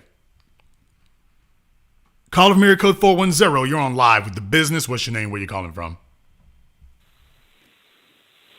Hi, Jason. This is Missy from Baltimore County, Maryland. Hello, Missy. What's on your mind? I basically agree with what you're saying because I have a male family member. I don't want to put his business out there. I know you guys don't know me, but he's had a girlfriend for years. He's probably doing the best with relationships more than some others in my family, including myself. But he is, like, the way his parents raised him was for them to spoon feed him instead of teach him how to be great. Like, he doesn't want to be spoon fed. He just wants you to teach him how to do it. And at this point, he doesn't really have any like set skills on in adulthood on how to flourish as an adult, do the career. Okay, well, give me the Reader's Digest version. What exactly is your question? Basically, I identify with him in some respects, and I just wanted to know, like, if you haven't been given the tools to flourish, like, basically you're behind, you're playing catch up. How exactly do you catch up as quickly as possible? Here's the real issue. When you are a child, we can treat you like a child. You're in the developmental stage. When you become an adult, there's a reason why we have schools where we can spend hours and hours and hours a day and whole years and a decade of your life preparing you. When you become an adult, that goes out the damn window. At this point, we don't prep you anymore. Now we just tell you what needs to be done, and we tell you what the consequences are of not doing it, whether you're ready or not. Now, hopefully you avoid that part because that's kind of unforgiving. But the bottom line is, how old is he? He is 23. Okay, he's a grown man. There's not going to be any coddling you can do for him. Right now, the world is going to tell him what needs to be done. His job is to get in the position as quickly as possible. And for a man, to be totally honest with you, at this point in his life, that's the only thing that will work. That's the only thing that will work, is him being told what to do and he snaps to it. That's the only thing that will work. Now, if he is unmotivated, that's a different matter. If he doesn't want anything better for himself, that's motivated. A different matter. But right now, he's supposed to pick a direction and go in it. And it's supposed to be foot to the floor and nose to the grindstone. And that's what it's supposed to be. But as far as like trying to motivate him and incentivize him and this, that, no, that doesn't work. That's not going to happen. Right now, the world is going to tell him this is what needs to be done, and it's on him to get it done now. That's it. As a female, the world is a little more gingerly with you. For him, baby, ain't nobody treating him like that. That's not happening. It's going to be get with it or get out. Simple as that. So he's going to have to do that. Well, my parents didn't prep me and this, that, and the other. We understand that. Get with it or get out. Okay. Basically, he has I guess I could talk about that on Patreon, but basically he has his major's in physics, And sorry, I was kind of unprepared when I got on the phone. I didn't know I was about to be unmuted next. But like I say, 23 years old, physics, that would be something you have to prepare for. Physics is one of those things where if you don't have a specific career path, that it means a specific employer that you are gearing yourself for. Physics is like one of those things that's going to be very difficult to get to kick off. It could otherwise be lucrative. I shouldn't say lucrative. It could otherwise be interesting. There's no $1 million physicists out there, but it could otherwise be, a very productive thing, but it depends on whether you did your prep work ahead of time. Physics is one of those things that could be great, but you got to prepare in advance. But definitely go ahead and give us a call back on Patreon. We'll be glad to go ahead and talk with you about that. Let me get caller area code 980. You're on live with The Business. What's your name? Where you calling from?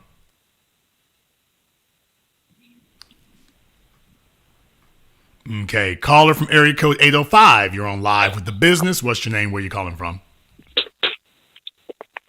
Hey, Jason, this is Bryant calling out of San Luis Obispo County. All right, Brian, what's on your mind? So I actually gave you a call a couple months back in May, and it was basically about how my dad, I low-key do feel like my dad is an old nigga. And just a brief aside there. Jason, I gave you a call a couple of months back in May. That's literally 9 months ago, so slightly more than a couple, but go ahead. Slightly more than a couple, yeah, I will agree. But, yeah, so basically it was about how you were telling me I just need to take the reins and take control of my siblings and be the one to kind of teach them and lead them because my dad wasn't really up to par. And, I've definitely taken that to heart, but as of recently, I've been thinking in my head, like, is there a fine line between selfishness and selflessness? Like, how much do I give into them, and then also where's the time for me, essentially? Yeah, it sounds like you're trying to raise some folks there. I mean, no, that can be a very difficult thing because, of course, you don't want to see, your younger siblings suffering for things they didn't do. So I certainly know how you feel about that. You don't want to see people suffering for things they didn't do. So I just got finished yelling at this dude, got 4 kids, and they're sitting up here taking a hit for crimes they didn't commit and sins they didn't commit. So I understand what that's like. And it can be very, very difficult because there's only so much you can commit of yourself. You can't help anybody if you put yourself in a helpless position. You can't do that. So your job is to prevent that from occurring. Because the bottom line is this: you'll run out of money before you run out of concern. Yeah. So just understand there is only so much you can do. I would never tell you don't do as much as you can do, but you need to have a limit. There's only so much you can do. And anything beyond that, you got to just let it be what it's going to be. But there's only so much you can do. Their mom is far gone. Their mom is long gone, and she's someone I can't exactly trust. I have a younger siblings, younger brother and a younger sister, both 11 and 12 years old. And I mean, I myself, I'm barely 22, and I'm trying to hit my stride as early as I can. But I feel like I'm doing them a disservice if I'm focusing grinding in my room. But I just think in my head that if I'm grinding for myself, trying to make myself better, at least it's a better resource for them. Yes, because these are not your children, and there's only so much you can do. So there's only a certain amount of obligation you can fulfill in that regard. That's what I'm saying. You'll run out of money before you run out of concern. And that's the problem. You won't be able to help anybody if you yourself are in a compromised position. You can't help anybody. So first and foremost, you got to make sure that your act is straight. Otherwise, how are you planning on helping them? But you're correct. It's a difficult under these circumstances. That's what I'm saying. Folks whose families got on the damn pipe and every damn thing else, or they got in the damn whorehouse. Mama wants to be a town slut or whatever the case may be. And the kids are just out here, just twisting in the wind. Yeah. And then there's another family member who comes along, and this is a very heavy burden for them because they have to interrupt whatever life they had to try to take care of something that somebody else should have been taken care of. And it becomes very, very difficult to be able to do that because there's only so much you have. It's not like you chose to have these children, so you had time to prep beforehand.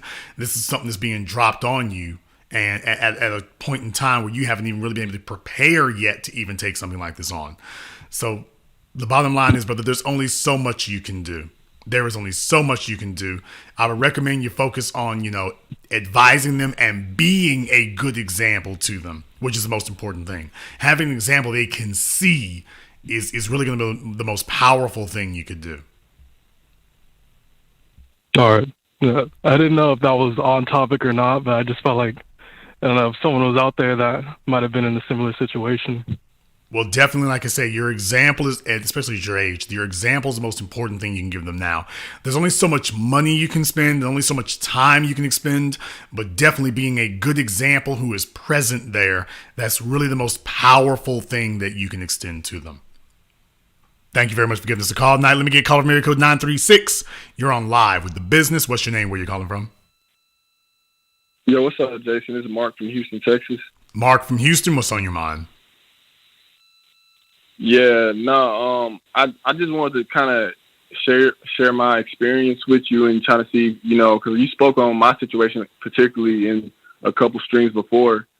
I'm a millennial. I was born in 98, but I have boomer parents, so I'm in an odd situation. My dad, typical boomer story. He was handed a lot of things. He was handed a house, assets and stuff like that. He kind of like blew it off in his youth or whatever. And so now, I'm starting from scratch. And we talked about it, and he admitted that, he messed up big time. But, I don't have no, I'm not mad towards that anymore. I kind of just moved past that because I have no choice, because it's time to build now. So starting from scratch and everything, I've worked in a couple unions, in 2 unions, since starting at 18, just finding my way in the workforce. And now I understand what I want to do. I'm working towards getting into the trade field. I'm trying to become a electrician, but at the same time, I'm pretty much surviving, like you said, in a couple streams before. We've been put in a position to where we have to survive, and so I have this apartment and everything. And I was wondering if I was trying to figure out how should I navigate this whole thing, if you had any advice. Okay, when you say navigate this whole thing, what exactly you're referring to?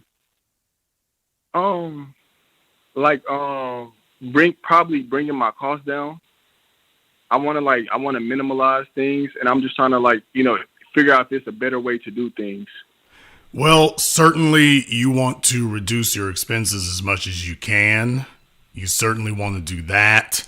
I'll even endorse you moving back in with your parents if you need to. You definitely need to minimize your expenses as much as you can to give yourself as much of a cushion as you can have. This is not the time really to be trying to style and profile and show you can be strong and independent. This is the time to show you can be smart and savvy. That's what this is the time for. But that's the thing, Jason. That's the thing, Jason. It's literally straight up survival. There's nowhere to turn to. I can't go back and stay with my parents. You know what I'm saying? Okay. I don't have that. Okay. I don't have that. I got that. All right. In a situation like that, definitely you are going to want to make sure that you minimize your expenses as much as you can, which means there's no frills and no extras. More than anything, you want to focus on your electrical career. You definitely want to focus on that. All of your energies need to be focused on that, because that is what's going to ultimately carry you. So more than anything else, you've only got 2 jobs in this world. Let me find out, are you working right now? Yeah, I'm working right now. 90 I work seconds. For Amazon, and then I have my Twit, so I go out there and I work at the port sometimes. Okay. Well, the number one thing is just remember here, you are employed, and that's good and everything. Right now, you want to make sure there are no unforced errors, children, drug habits, video game consoles, other assorted nonsense. Right now, you're in a frustrating position, and I can understand that. But you're going to have to be patient. Right now, you are in the middle of a building season, or shall I say a rebuilding season, which is where you are right now.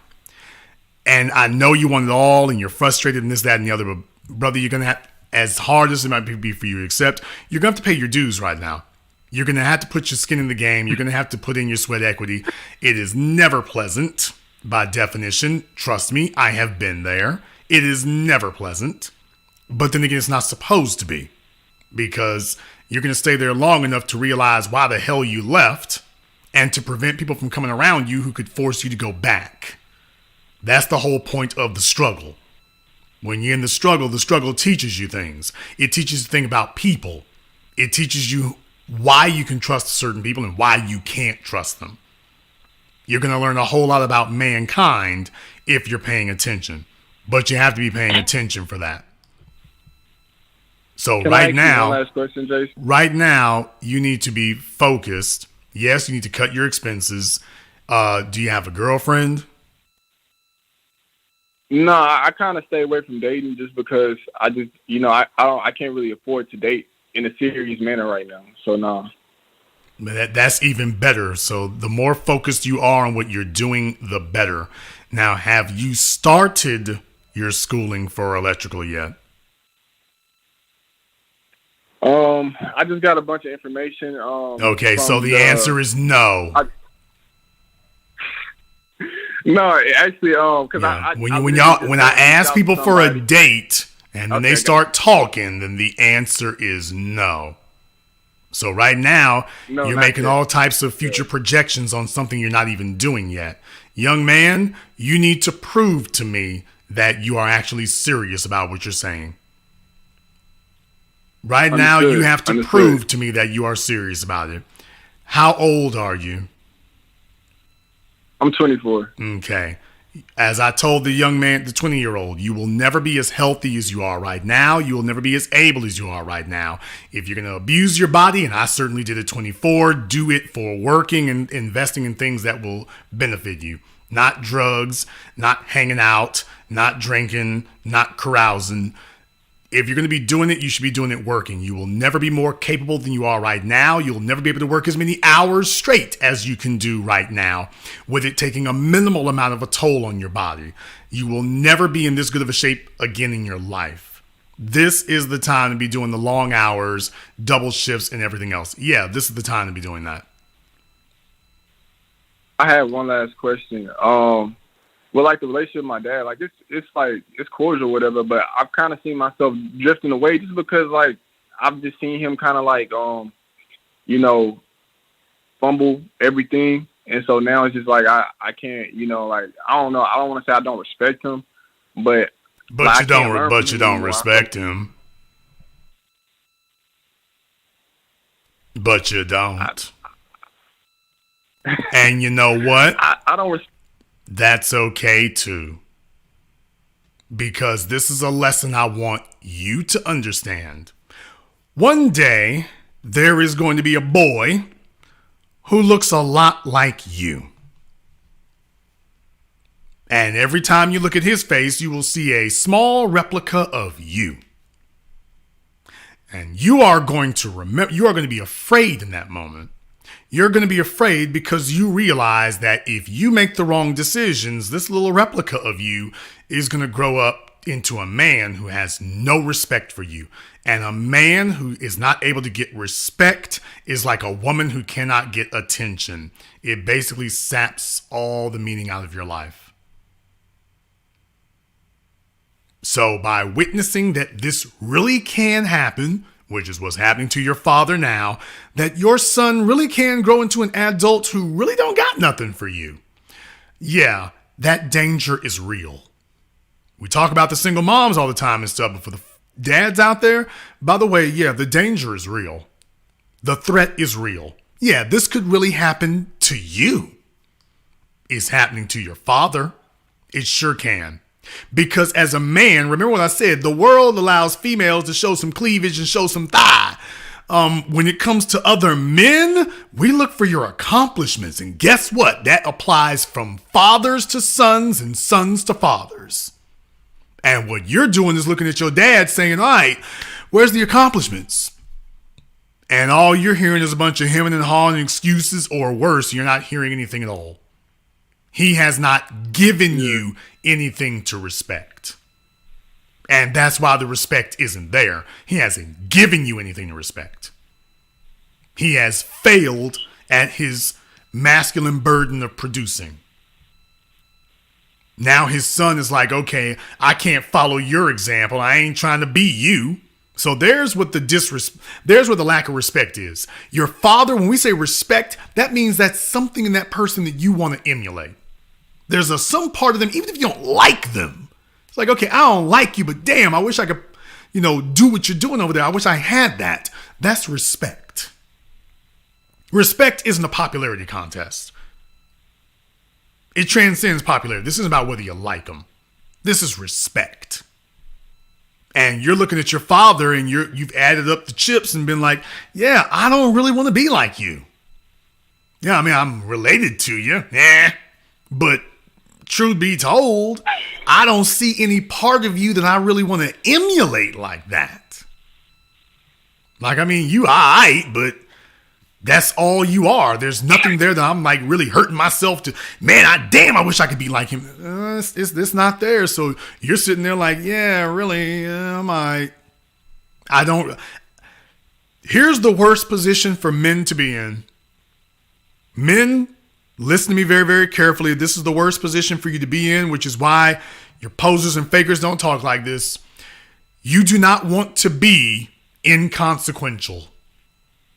That is the definition of hell for a man. To wake up one day and be inconsequential.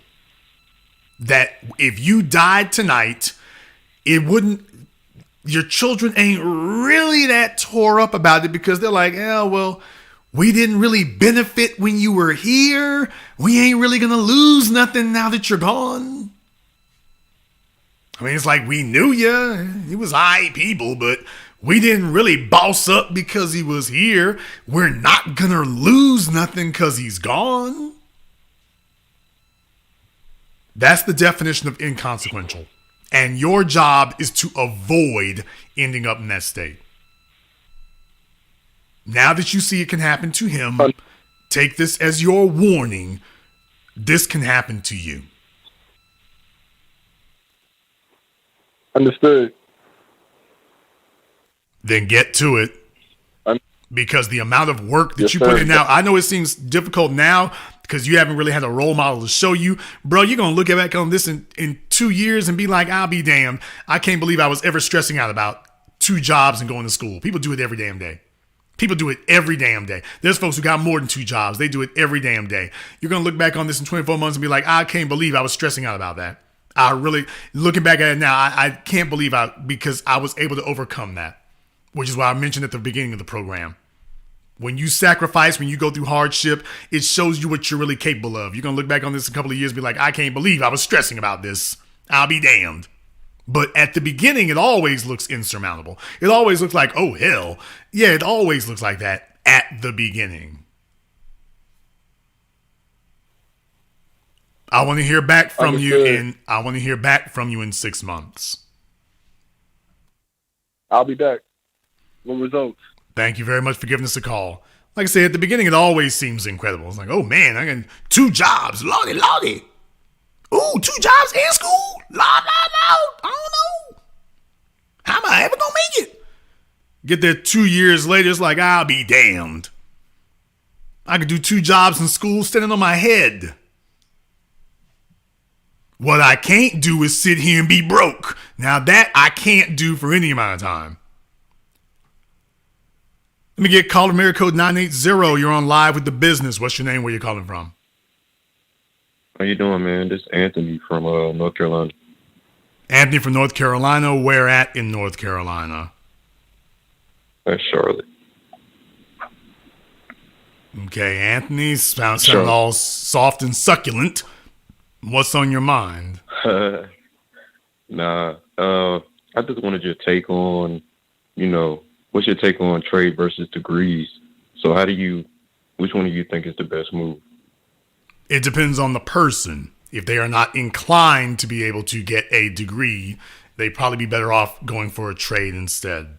So it depends on the person. Okay, so I want to expand on that. What's your take on what do you mean when you say they're not inclined? What's that? If you're not a very good student, getting a degree is going to take 3 to 4 years of your life. Usually going to be intensive about math. So if you're a person who's very bad at that and you're very weak at it, then yeah, that's probably not going to be a direction you want to be going in. Okay, no, I'm not very good at being a student. So I guess, yeah, trade would be. Do you think that's more beneficial? Do you think people are hiring for trades? Yes. More so? Okay. Yes. I got you.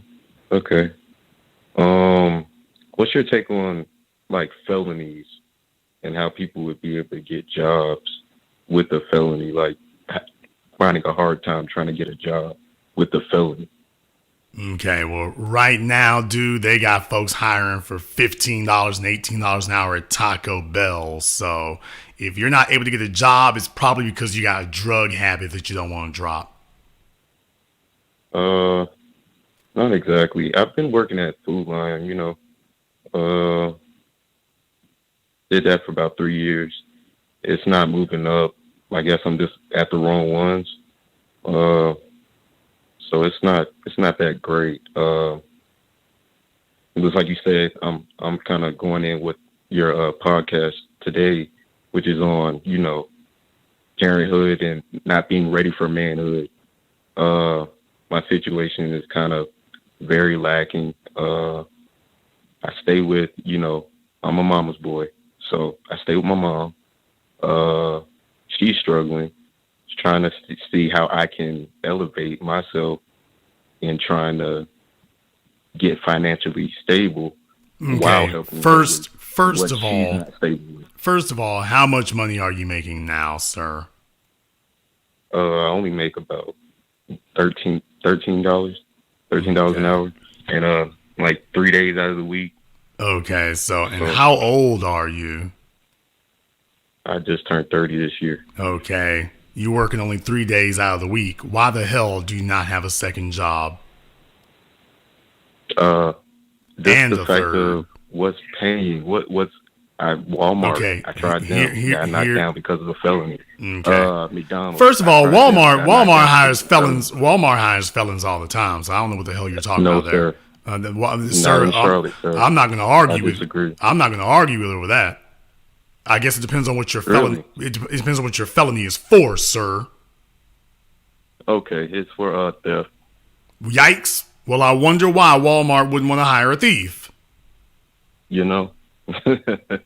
I wonder why they wouldn't want to do that. But then again, Walmart's not the only one hiring in that regard. So no.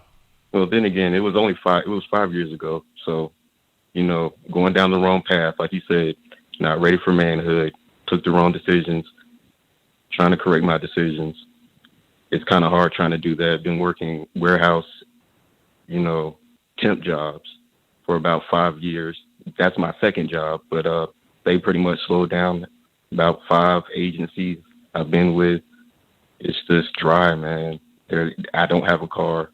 Okay, well now there's the real issue right there. Now that's what I was waiting to hear. Okay. Now there's his real issue right there.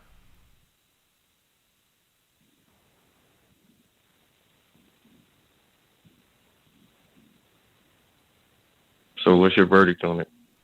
My verdict on it here is you need to have a second job, sir. Your first one there is not paying enough, and it's not really there's so much that it's not paying enough. It's not giving you enough hours. It's only giving you 3 days out of the week. That is not enough. Well, I do also, if I could expand, I do also do, I've been working this week throughout the weeks, that I've been working there asking for extra hours.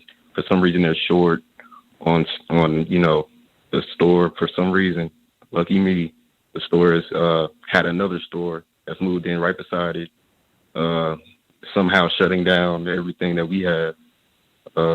This low income, I guess, they want to save money. But I've been trying to work throughout the week, man, just trying to get, some hours in here and there, working full time as long as I can. So it's like, I don't know, man. I'm still just not making enough. Here's the real thing. You're doing a lot of talking here. How many habits do you have? I currently quit my habits maybe about 6 months now. Okay, because brother, you sound like you're lit right now. Are you sure you ain't doing something still? Just under mental stress. That's all, man. Just under mental stress. And that's another thing I want to talk to you about. How do you feel about the community of Black community going through mental health? Because it's outrageous, man. Like I just heard a recent story about a guy who's 40 years old, on weed. Okay, well, and you say you don't use that. Certainly, certainly, I would love to. to. Okay, sir, I'm not a therapist here. Okay, so I can't let you filibuster all night. Dealing with what you are discussing here. Look, I'm not here to hold your hand. The whole thing I did today's men are not ready. I want to be very, very clear.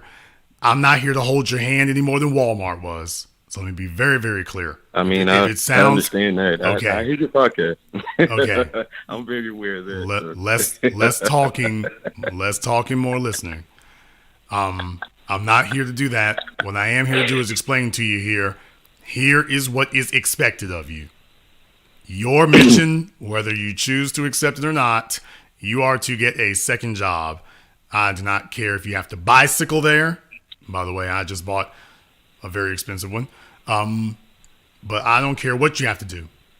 If the Mexicans are out there walking, by the way, I've been in Charlotte a few times. Dude, Charlotte is blowing up. Oh, man, you're not going to tell me what Charlotte is not doing or what Charlotte does not have. I'm not going to hear it. I'm just not going to hear it. All right. I'm not going to hear it at all. I ain't going to listen to it for a minute. There's another job out there. I expect you to get one of them. I don't care how you do it. I don't care what you tell them. There's a second job out there waiting for you. There's a bunch of second jobs out there for you. I expect you to get one of them. That is it. That is all. I don't care how you get it. Well, I got a felony to do. I went to Walmart. I went to Target. Okay, then I expect you to keep going until you get a yes. You were the one That's been over 5 years. Okay. But I understand. Okay. Manhood is when you accept responsibility for your actions. You were not wrongfully convicted. So what that means is you understood full well, because I'm way older than you, and you understood full well. Now, if I lay my hands on this stuff thinking I'm slick, it better work out, because if it doesn't, them folks got me. Them folks got you. So from here on in, there's a second job waiting out there for you. I expect you to get one of them. And then from there, you can go on and talk about electrical trades, CDL, whatever the case may be. But that's where you need to be at. Do you have any leads? What are your leads on people? Your experience with people with felonies? Where have they worked at? Sir, I mean that I'm capable of. Okay. Here's what I'm going to tell you, okay? You can sit up here and say all you want to as well. They didn't want me for a felony or this, that, and the other. I don't know what's happening when you're speaking to them. I don't know what's going on there. I'm from Louisiana, which has way more felons than any other state should, to be totally honest. Louisiana is the easiest state in the world to catch a felony in. It really, really is. I am not going to sit here and hold your hand all night. I meant I didn't ask for a okay, sir, I'm not going to sit here and hold your hand all night. I meant what I said. There are a bunch of second jobs out there in Charlotte. You are not. There's no way you are going to convince me. One drive down Interstate 40 will be enough to convince any damn body. What are you talking about? So there's a number of them out there. I expect you to keep applying until you get one of them. I don't give a damn if you got to go door to door. There's plenty of them out there. I expect you to have one. Now, as a grown man, you don't ever, and let me give you a piece of advice for the rest of your life. You don't ever go to another grown man telling him to do your footwork for you. Now, that's a bad look. To go to another grown man and say, well, hey, can you show me how to do this here? When he's already told you what to do in that regard. Your job is to show that you can outwork everybody. And right now you're outworking them and putting in applications. That's a bad look to go to another grown man talking about, well, can you do this for me? That's never. I didn't ask you to do anything for me. I asked for leads. I thought that was just a lead. That's doing something for you. I don't live in Charlotte. You do. I should be asking you for a lead, especially if you've had 5 years to spin your wheels. I can move. I That's should be what I'm asking saying. you. I can navigate anywhere. Okay, then I'm a free man. Now married. Then I now expect you to navigate the job market in Charlotte. Thank you very much for giving us a call. If I really wanted to do something right now, what I would do is I would open up the phone lines. I ain't gonna do it. I would open up the phone lines and say to my brothers in Charlotte, can y'all give me a call because this fella is saying he got a felony and he can't get nobody to answer the phones for him. If I really wanted to blow the spot up, I would do that, but the phone lines are off right now, and I'm not going to reopen them because we've been on now for over 3 hours. But let me be very, very clear. Yeah, if I really wanted to blow the spot up, I would just say to the brothers in Charlotte, let me open up the phone lines, and y'all tell me he talking about he can't get a job in Charlotte because he's a felon. So if I really wanted to do something, I would do that. I don't have the time for it. I've been there enough. I have seen all the construction going on, this, that, and the other. Spare me. Spare me. Because when it sounds more like he's on the phone all soft and sultry. What's going on? I'm like, okay, I'm detecting a weed habit here or something. I'm detecting that. Well, I got felonies. Okay, understood. Then you are going to have to work a little bit harder in order to get the phones answered. But if I open up the phone lines to the folk from Charlotte, North Carolina, they'll all be like, man, are you kidding me? There are females who will be hearing what he just said. There will be females hiring managers of females in Charlotte who will hear what he just said and be like, what the hell? What the hell?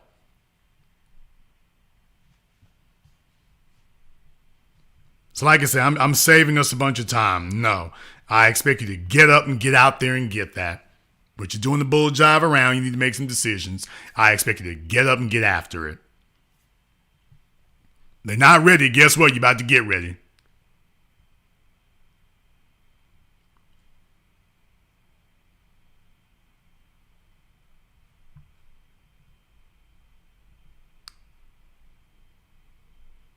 Mr. 704 in the chat said, I'm from Charlotte, convicted felon with a degree that I finally finished in 2021.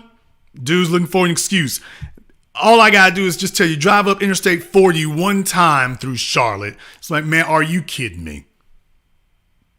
That damn thing is blowing up too damn fast. Are you kidding me? Fellas need to understand, it's like, okay, if you play them games about that, you lay your hands on something you shouldn't and everything, there's going to be a cost to it. When you come out, you got to deal with that. You got to deal with that. But don't ever approach another man talking about, can you help take care of the footwork for me in that regard? Oh, wait a minute. Slow down. Slow down. See, this is what happens when you live with your mamas and stuff like that, and it's just like, okay, can somebody else come take it easy for me? I wouldn't have even said that part, to be totally honest. I wouldn't have said that. I'm like, no. No, let me ask you for something if I need a favor, let me ask you for something I really, really need.